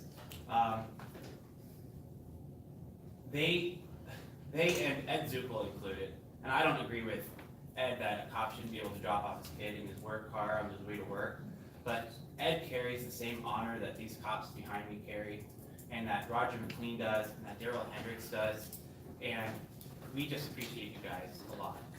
And we appreciate these guys, and when it comes to how they need to do their job, we listen to them. And again, Ed, thank you for your service. And I don't think that you're anti-cop. I don't think that, I know that you don't have an anti-cop bone in your body, and, disagreeing with them doesn't change that. No, But absolutely not. just thank you to the APD, to the APD and to these amazing captains, Captain Roca, who we're getting to know, and Captain Granite, just doing the most amazing job. And if there's ever an opportunity to come up here and to honor them by thanking them and pouring accolades on them, I'm going to do it because these guys are just incredible. And like I said before, when it comes to how they do their jobs, we need to listen to them and listen to them really closely because nobody knows better than they do. Thank you guys. Thank you very much. And we don't always agree on everything, and even though we were all police officers, but Ed started working for me. He was on, I think, 3 years, and I told him I had to start taking vacation. So, anyhow. All right, anybody else from the public? Can I just say, nobody else from the public, in regards to this bill, I must apologize, so I was under the impression that those vehicles did not have to be purchased, I thought, I didn't know that they were part of the fleet, and the fleet had to be there. So I was counting the cost of the vehicles, and, that was my main drive to this, so, that's my.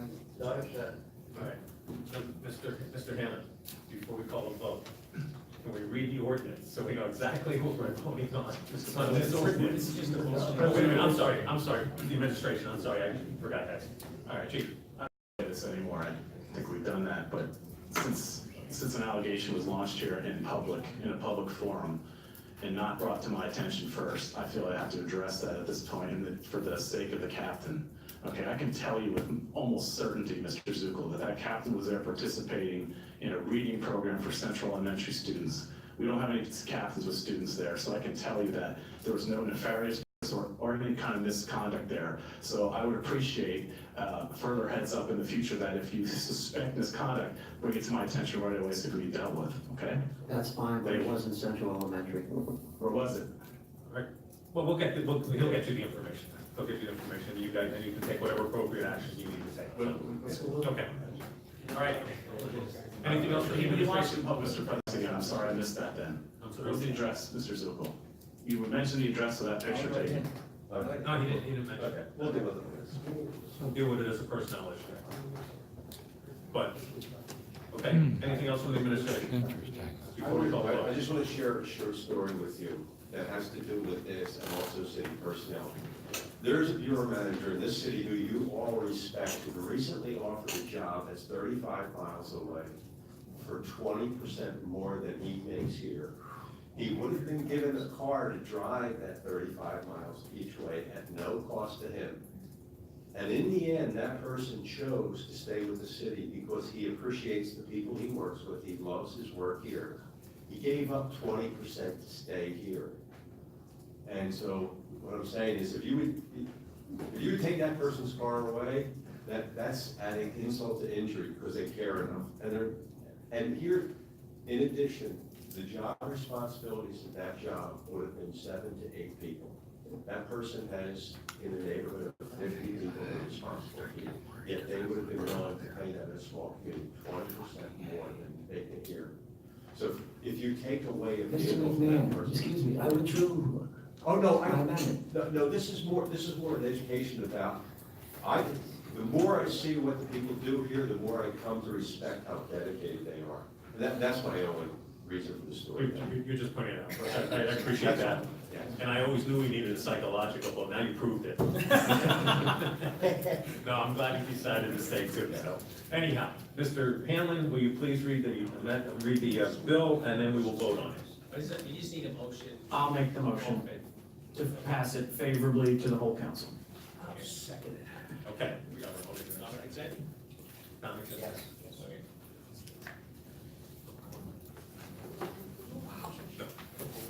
Okay.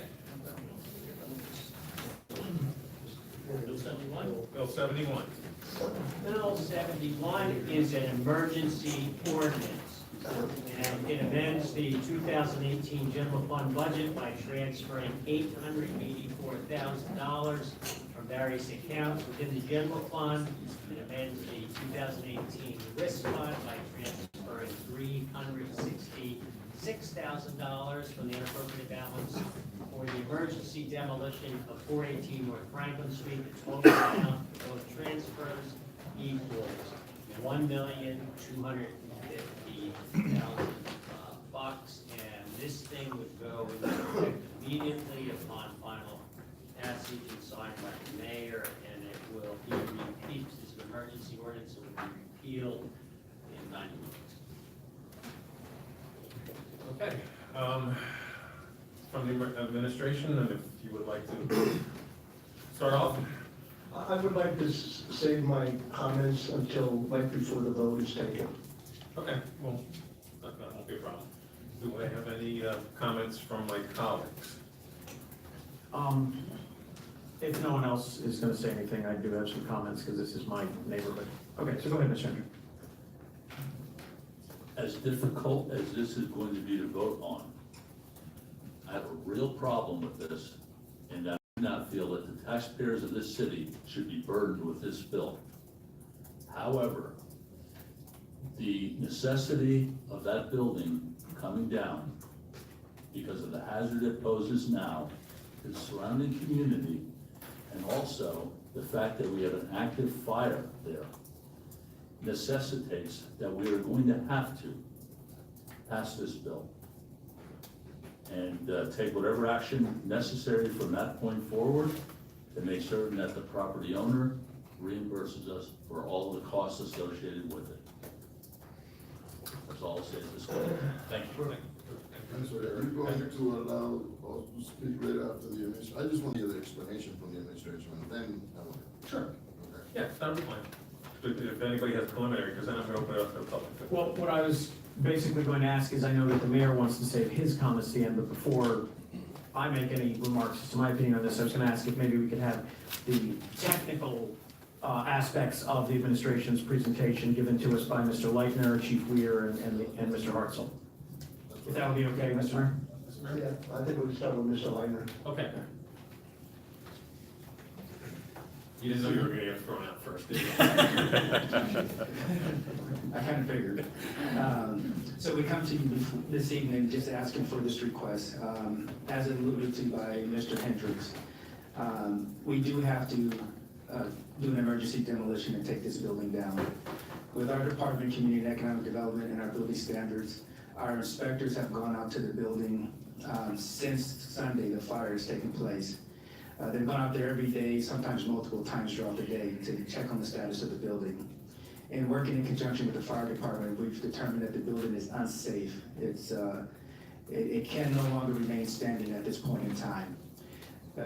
We always conduct business as usual. Anytime there's a fire that takes place, whether the building is insured or uninsured, we have to take actions to make sure that the public is safe. So if the building is deemed that it's unsafe and the building must come down, we take appropriate action at that point. We normally utilize our funds that we have in our emergency demolition account, our 46 account, and unfortunately with the cost of this demolition, we do not have the funds in that account at this point in time, which is why we're coming to you at this time to ask for the additional monies in order to bring this building down. As the fire department will attest as well, and our building inspectors, right now we have the block and the locations cordoned off because of the concern that the building could collapse at any time. We can't wait any longer. We know that we normally take the normal practices that will demolish the property, and then at that point we'll lien the property. So again, we have to take appropriate action. We have called up a demolition company. We have a demolition company en route to start staging and setting up. We will be ready to demolish either late Thursday evening or Friday morning. So at this time, I will end my comments, and I'm open to any questions you may have, or I think Chief is still here. So if there's any questions for Chief as well. All right, let's do it in order. Any questions for Mr. Leitner first? No, not for Mr. Lightner, I just want to make comments in general afterwards. Okay, do you want to wait till after the? No, after the After the chief. speaker. Yeah, after the chief. All right, any questions for Mr. Leitner? I have a specific one just for Mr. Leitner. Mr. Leitner, could you just give us a quick rundown of what the inspectors feel the structural issues are with the building? And then also give a sense as to what would be the consequences if, say, this was not passed this evening? Well, structurally, the building had by our building inspector,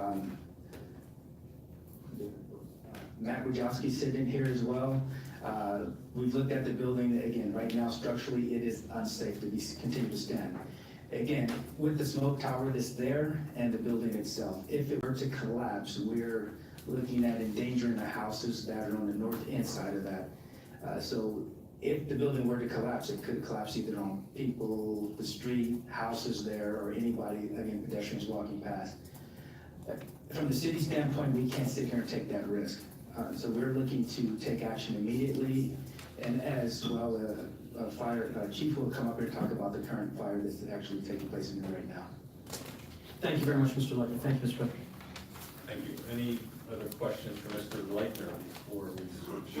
Now that you say that, I'd like to ask a couple of questions actually. For Mr. Leitner? Yes, and that is, Mr. Leitner, so how do you determine that the building is unsafe? I mean, who determined, you hired a person, a structural engineer that say, if you don't demolish the building now, it's gonna fall. How do you determine, how is that determined? That's determined by our building. We actually have on staff building inspectors who are licensed and certified on the structure of a building, as well as the erection of the building. So when they're looking at key points of the building, they can determine that structurally that building is unsound, based off weight, based off weight load, and also based off what they're seeing as far as what's supporting the building itself right now. So, I think I heard somebody say that the floor was not. Chief will be able to talk about that more. Oh, Chief, Yeah. okay. Then the other question I had is, how do you come to the estimation of what the resolution is, 1.25, 1.25?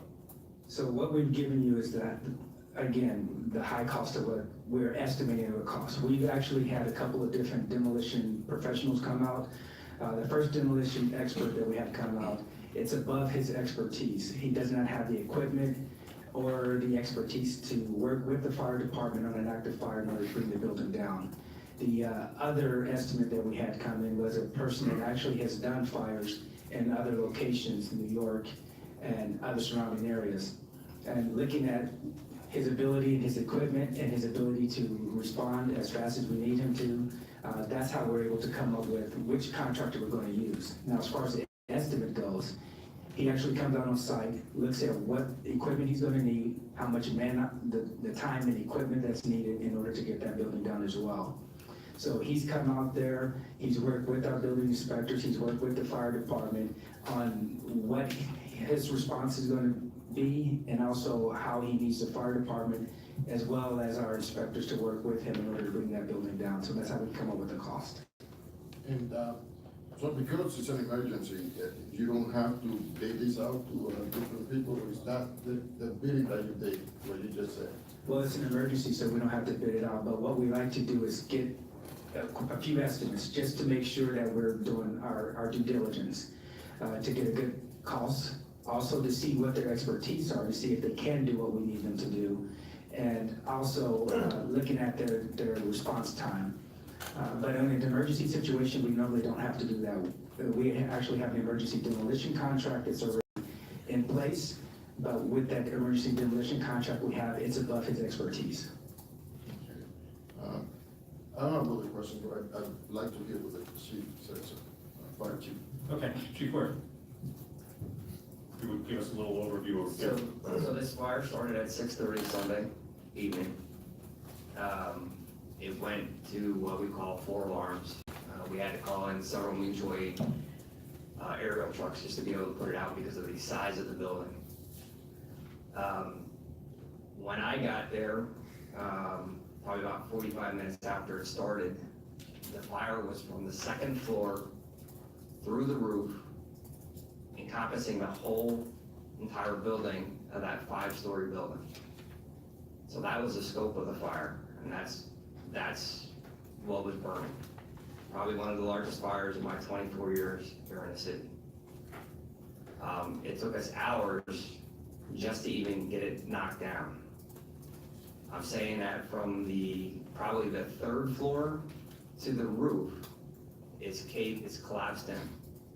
There are very small portions of the roof that are still intact, but you can look through the open windows and you can see all the floors have fallen in. There is still fire that is trapped under a lot of that debris, and you gotta remember when this building was built, this is heavy timber built, this is heavy timber. This is a lot of big, heavy wood. So all that is collapsed in on itself and has trapped some of those hot spots, that's what you wanna call it, of fire pockets that are still burning. I mean, you can go out there today, and probably even tomorrow, and still see smoke coming out of that building.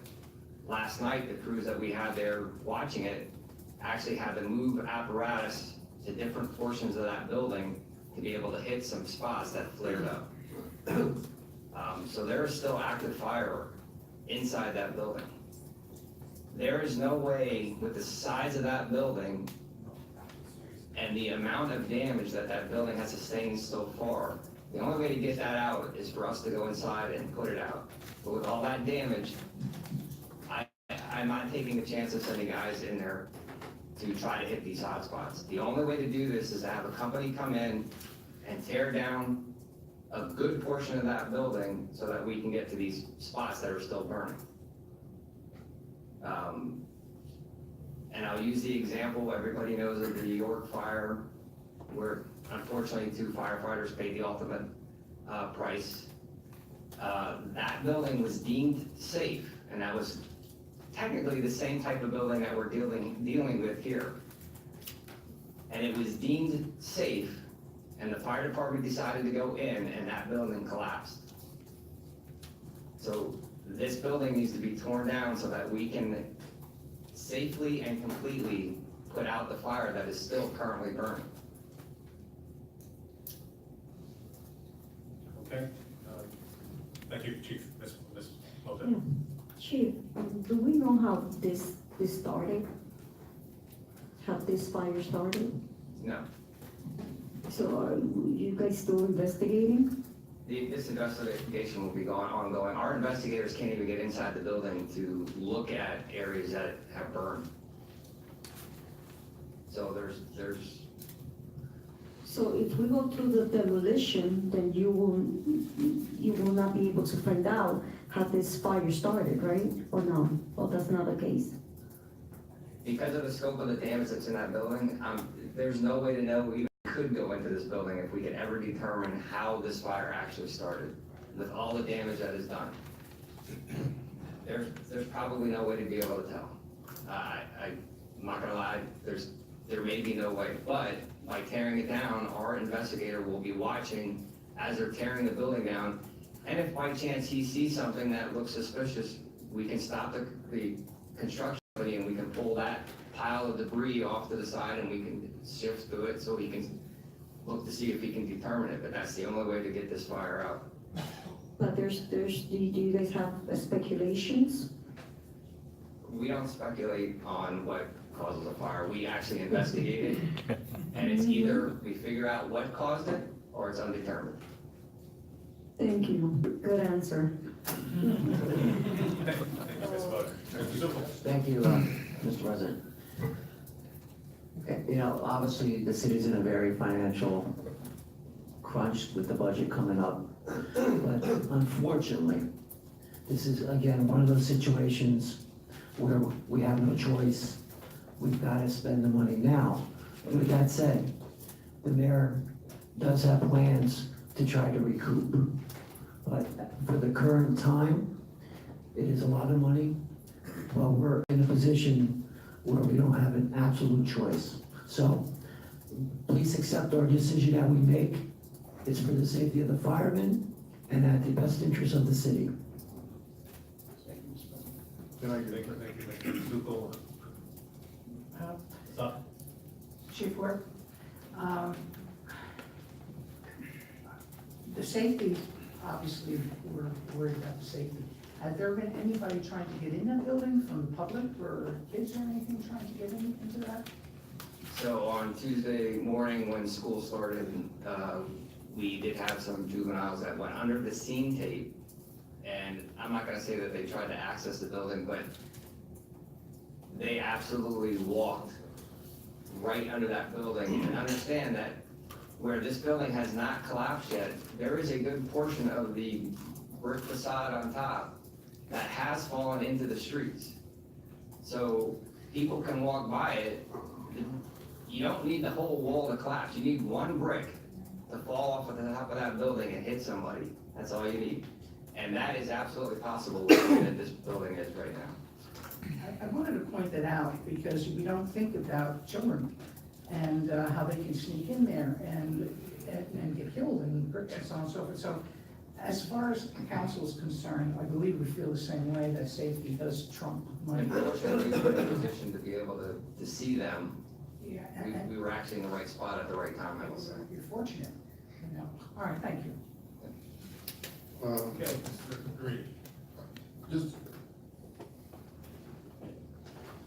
I just feel that, and I don't have any questions for you. Do you have any questions for me? No. Yeah, I don't have any questions. I just want to make a general comment since we're going to go to the public. And that is, and that is that I've been called by different people and sent messages in regards to not spending all this money. I intend to make an amendment to reduce the amount of money that we are saving from 1.25 to less than that. And I hope I get a second on that and we can, do it. But I think one of the things that I'd like to, quote back Mr. Leitner, to just give us a quick rundown of actions that we have to do with this building. For example, I'm thinking that perhaps we may not have to demolish, pick up all the rubbish and settle the area where the building is. If there's a way that we can demolish, probably leave the rubbish there, put a fence around it, and try to recover some of this money from the owner of this building. And the only way, let me just say, the only way I would consider voting for this is if we have some kind of assurance that we are gonna recover this money. Okay, so, go ahead. All right, so the answer to your question, I will tell you that from this side here, we're everything we can to save money. But we have to make sure that when we really remediate the hazard, and on top of that, is it gonna cost us more in the long run by just doing a partial demolition or leaving certain things here or there? So we wanna make sure we do it right and do it efficiently. And we will do, again, I have Matt here with me and Bill Harvey as well. They're in constant contact with the demolition contractor. So we're doing what we can to, they will be on site along with the fire department to see, again, when they're demolishing, if there's something that's secure and we feel is safe, can we leave that for now? Is there other options that we have where we can, again, save money through the demolition process? We are exploring the concept of just demolishing the building and leaving the rubble there and fencing around it. Maybe that could cut costs as well. But we want to make sure whatever we do that we don't have a hazard still, or what we call an attractive nuisance, where kids will still want to come over there and play and throw bricks. So whatever we do, we want to make sure that ultimately it's still safe, not only for our firefighters and for the citizens, but that it doesn't cause further hazards later on down the line.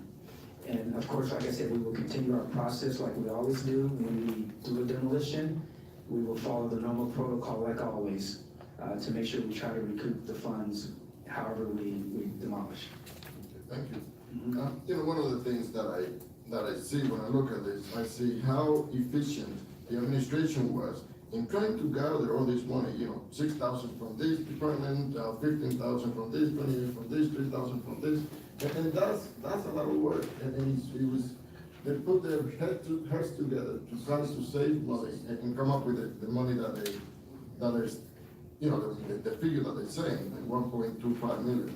But at the same time, I would consider, I mean, I would like to make a motion, if possible, to limit the amount to the 884,000 that is actually being transferred from the general fund at this point.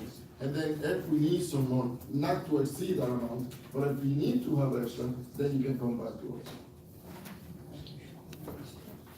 Okay, so, wait a minute. So you just made a motion? Yes. All right, so you need a second for the motion? I do. All right, I may hit myself with a hammer later, but I'm gonna second the motion just for the discussion. Yeah. Okay, so we can have the discussion out here, okay? Can I start the discussion? You certainly may, Mayor, and that's why I wanted to do it. We purposely set it at 1.25 million.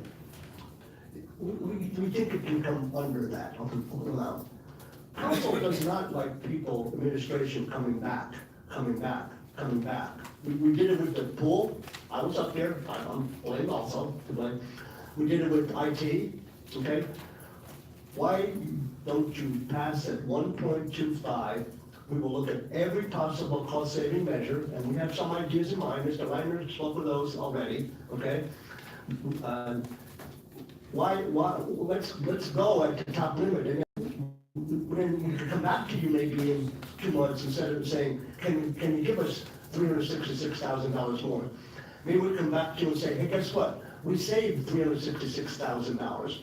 So I would say, don't pass the amendment. We all the bells and whistles. Yep. And that's what, I still believe that the more money we put out there, the more money is gonna be spent. And this money we put out there, the more, I mean, that's the way I believe, and I'm certainly that I'm right. But if you put it top, okay, and you need a little bit more, you can come back and justify the reason why you need that money. But if you give somebody, you know, I give my kids, not to say that you guys are kids, you know, $100, and he only needs 50, you're gonna spend at least 75 to 100. Or you could ask me, or you could have asked me, what did you do with that extra 25 or 50 bucks? And that's your job, is to ask us. Exactly, that's Where you spend your money, where you spend the money. I would like to agree with the mayor. I'd rather just have the funds available, and you guys put us here, and you have confidence in us to carry out your request. So I would ask also, just leave it at that, and if you want to say that, you know, come in at no higher than, but I don't want us to have to, again, like the mayor said, come back like the pool situation, or come back in any other situation. We have the guys on site, they're ready to, you know, they'll be on site, they'll be ready to take action, but you have to trust in us that we are gonna let them do what we can to save the cost. Because again, we have to look at the back end of that, we wanna try to recoup that. And it's easier for us to recoup a lower amount than it is to try to recoup a higher amount. So we're trying to do the same thing as well. And we're still dealing with something that's, we don't know how this is gonna turn out, right? So they start pulling down, maybe the inspector needs to get in, only pull down part of the building, maybe that delays it while they have to go and do their inspections. So you have to give the management team that has multiple responsibilities, right, the flexibility to get the job done correctly.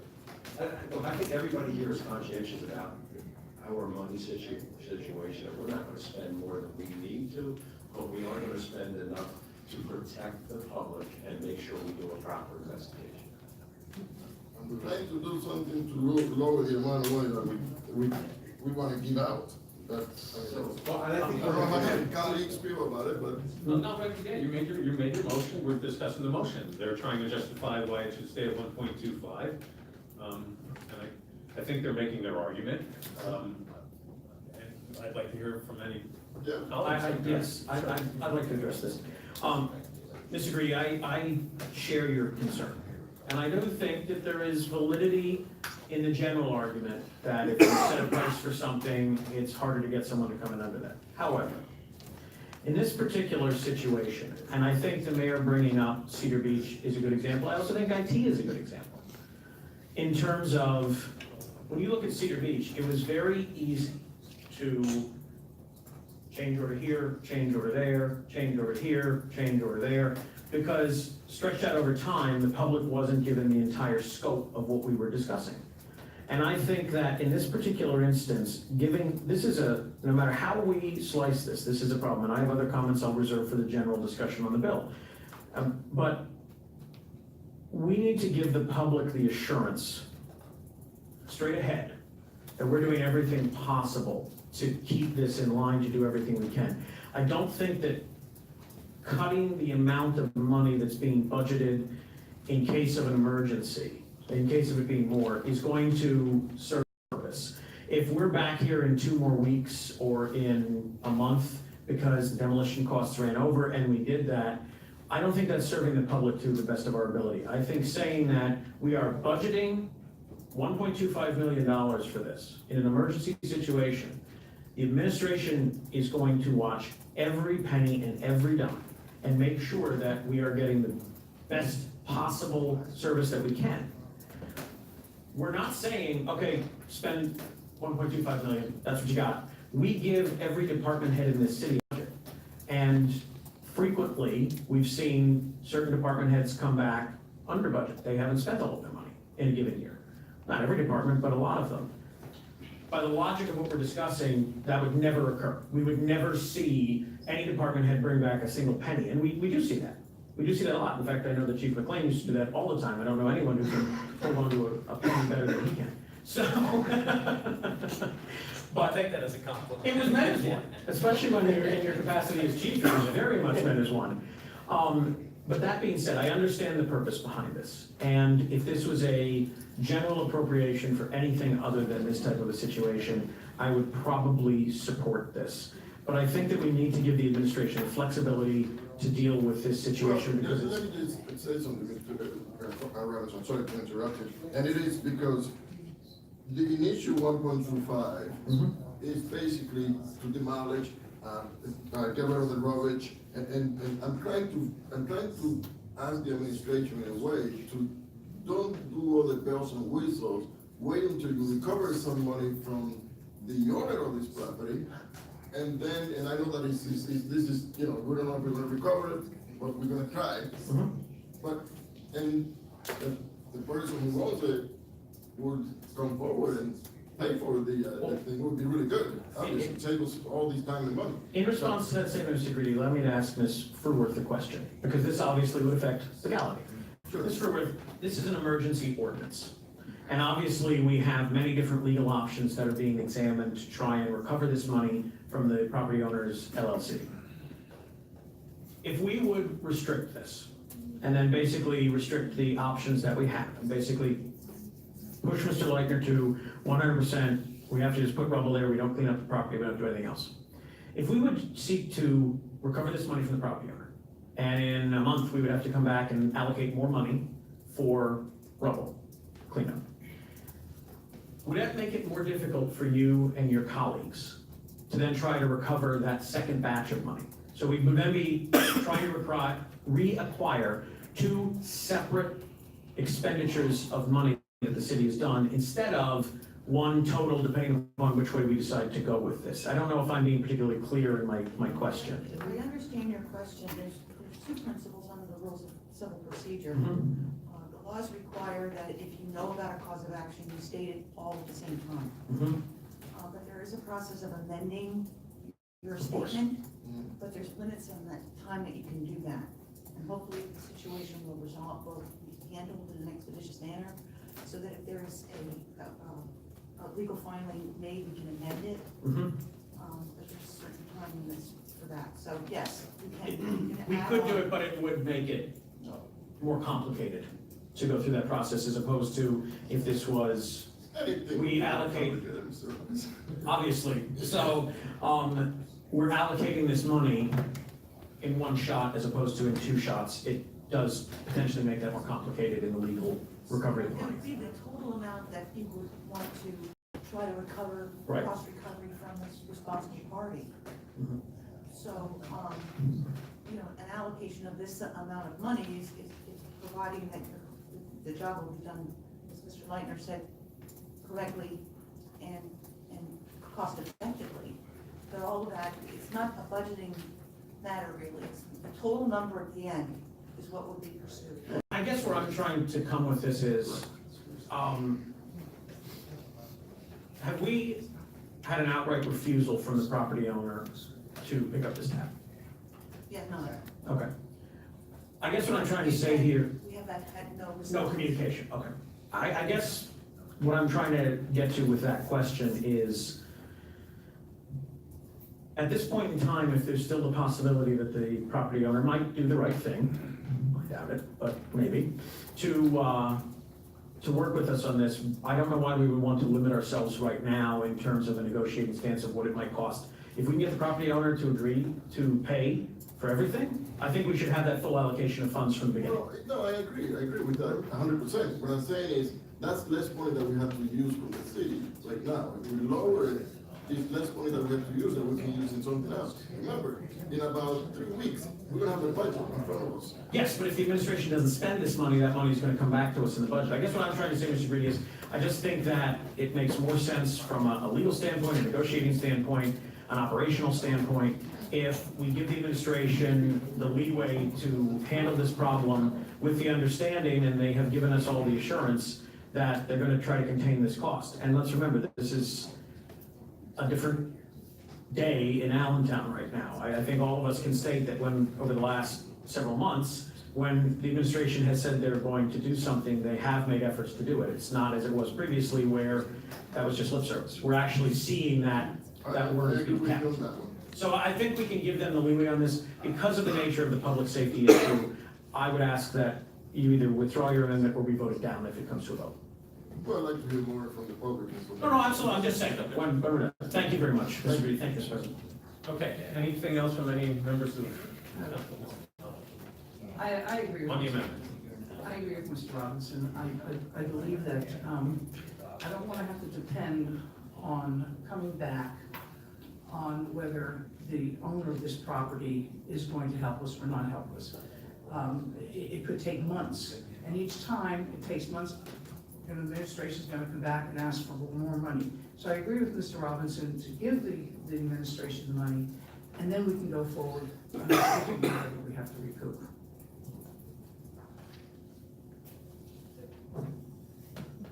I agree with you.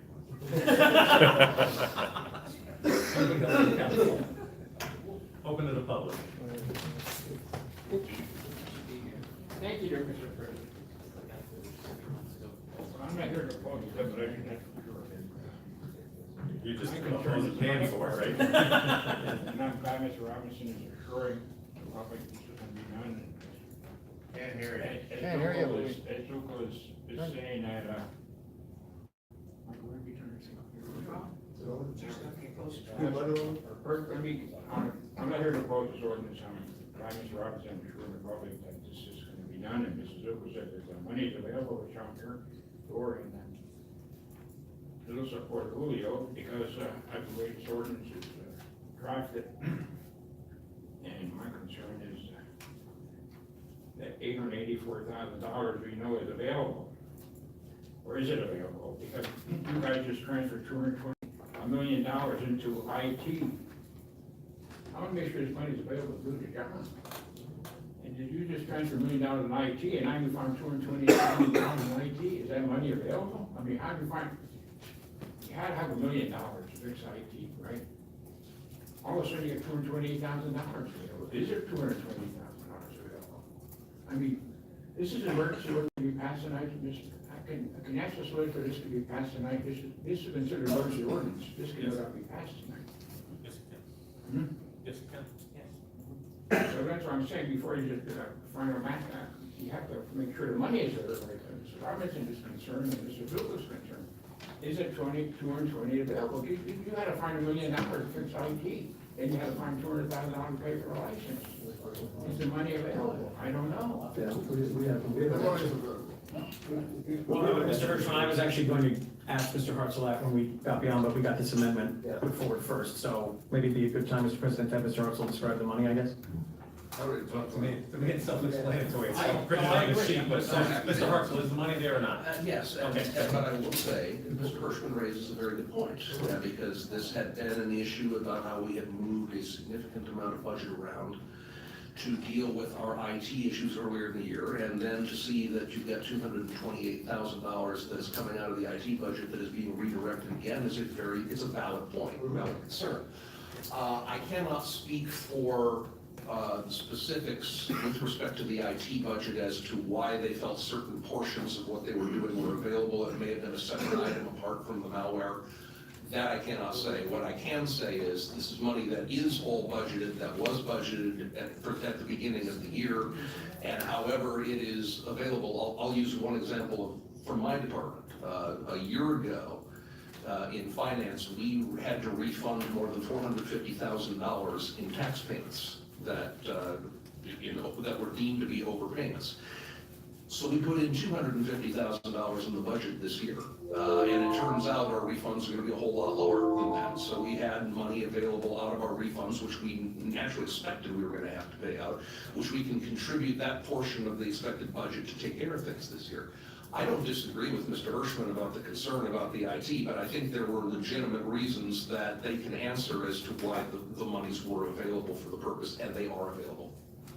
Thank you very much. Okay, well, Mr. Hartzell's here, and he's for Julio. At $366,000 in unappropriate balance, we don't know. We don't know. Mr. Hartzell will give you information that their money is there. You put it in ordinance, but have you seen it?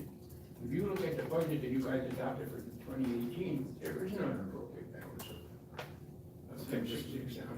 So $366,000. I got the project to go forward. I don't want the project to stop, but we will make sure the money's there, Mr. President. Mr. Hartzell, I'll ask him again, is there $366,000 in that budget? Yes. Thank you. Well, he said yes, well, you haven't seen it, so you take the man's word. I looked at my budget. I haven't seen $366,000 in my life. You don't know what I'm supposed to, I always write money, and you did too. Yeah. When somebody says there's $366,000 available, you wanna see it. The only, in all honesty, you've gone over your time here, but the only other way we could do this is to perform an audit, and I don't think we have the. I'm asking for an audit, I'm asking to support Julio, and he come back next week's a council meeting, and he can show you there's $366,000. You know, so if I may, the reason, you give a good point, because the problem is that we have limited amount of money in our risk management fund, okay? And the more we take out, the worse it's gonna be for our city, but it's also lowering our bond rate. And that's an issue for us to be able and use the ability to borrow more money at lower rates. So that's part of the reason. But, you know. And that's the second, so we can have this discussion, like I said, I regret it. Mr. Hirschman, I understand exactly what you're saying, but we have to go by the best word of. Mr. President, in response to what Mr. Hirschman said and Mr. Greaves said, could I just ask Mr. Hartzell to clarify something? Sure. Just in response to that. Mr. Hartzell, we obviously know that the entire point of this and what Mr. Leichner's gonna work on is to come in under the $2.25 million, or $1.25 million, excuse me, almost gave more money than we needed. If that is the case, and we have money that was not expended, what is the plan in terms of where that money will go at the end of the year? Is that going, so we're taking $366 from the risk fund's unappropriated balance. Can we have an assurance that whatever money is not used will be put back into the risk fund unappropriated balance from the administration? Absolutely. The first $884,000 we spend will be from the transfer of appropriations within to begin with. We don't have to touch the risk fund, we won't. If we do have to touch it, we will refund it. Great, okay, thank you very much. I just wanted to get that on record. Thank you, thank you, Mr. President. All right, thank you, Mr. Robinson. Mr. Hunsaker, sorry you had to sit down and get back up again. Okay, one second. Are you gonna encumber this money once you require this transfer? Is this gonna be encumbered into the risk fund? Or where is this money gonna end up? It's, right now it's in the central treasury, is that correct? All this money that you transfer is in the central treasury under a pooled accounts, correct? Is that true? In terms of the risk fund, I don't have my sheet in front of me at this point, that we keep that item separate as part of this. I think that is in there. But what will happen is in the formal bill, is that to make sure we are actually funding this out of the general fund, and so what we're doing is, we're taking the $366,000 from the risk fund, transferring it to the general fund, because it's a general fund expenditure that we're making to do this sort of work. And we're tracking it that way, that the money's coming from the risk fund, but it will be a general fund expense. So yes, it will be coming out of central treasury. So can we have a temporary line item in the Madoff report, on monthly report, where this money is? I mean, where is this? I mean, we're picking it's gonna be in a general fund, and it's gonna be accounted for in some kind of a fire title or whatever. We will be very transparent about how we report on it. Okay, the other thing is, we talked about saving money for the city, because we're talking about immediate cash coming out of the city. We're gonna have to pay the person company that does this demolition. And I have thought about this, I'm thinking, the main thing is, how do we, as a city, try to save money? You know, I'm just presenting this, I'm thinking there's an idea that maybe some of this money could be transferred over to Mr. Messenger, and we could use his trucking to reduce the cost of hauling. Maybe. I mean, we could have Mr. Messenger suspend the public works for a week, provide the trucks and the drivers, and do the hauling wherever it might go. One place maybe is the Todd Street lot that we rent. We could haul it out there, all the bricks, and maybe bring in a crusher. I'm not saying we have to think about this, how this would work out, where the city then would crush it and do it on their main time, under their cost. Now, I don't know, let's look at it, let's think about it. I'm thinking you might save $300,000 on hauling this stuff away. Are you gonna haul it to Copley, all the bricks, are you gonna crush them someplace? Mr. Messenger probably knows some of those answers, he probably has an idea. But anyway, it's an idea. We want to try to stop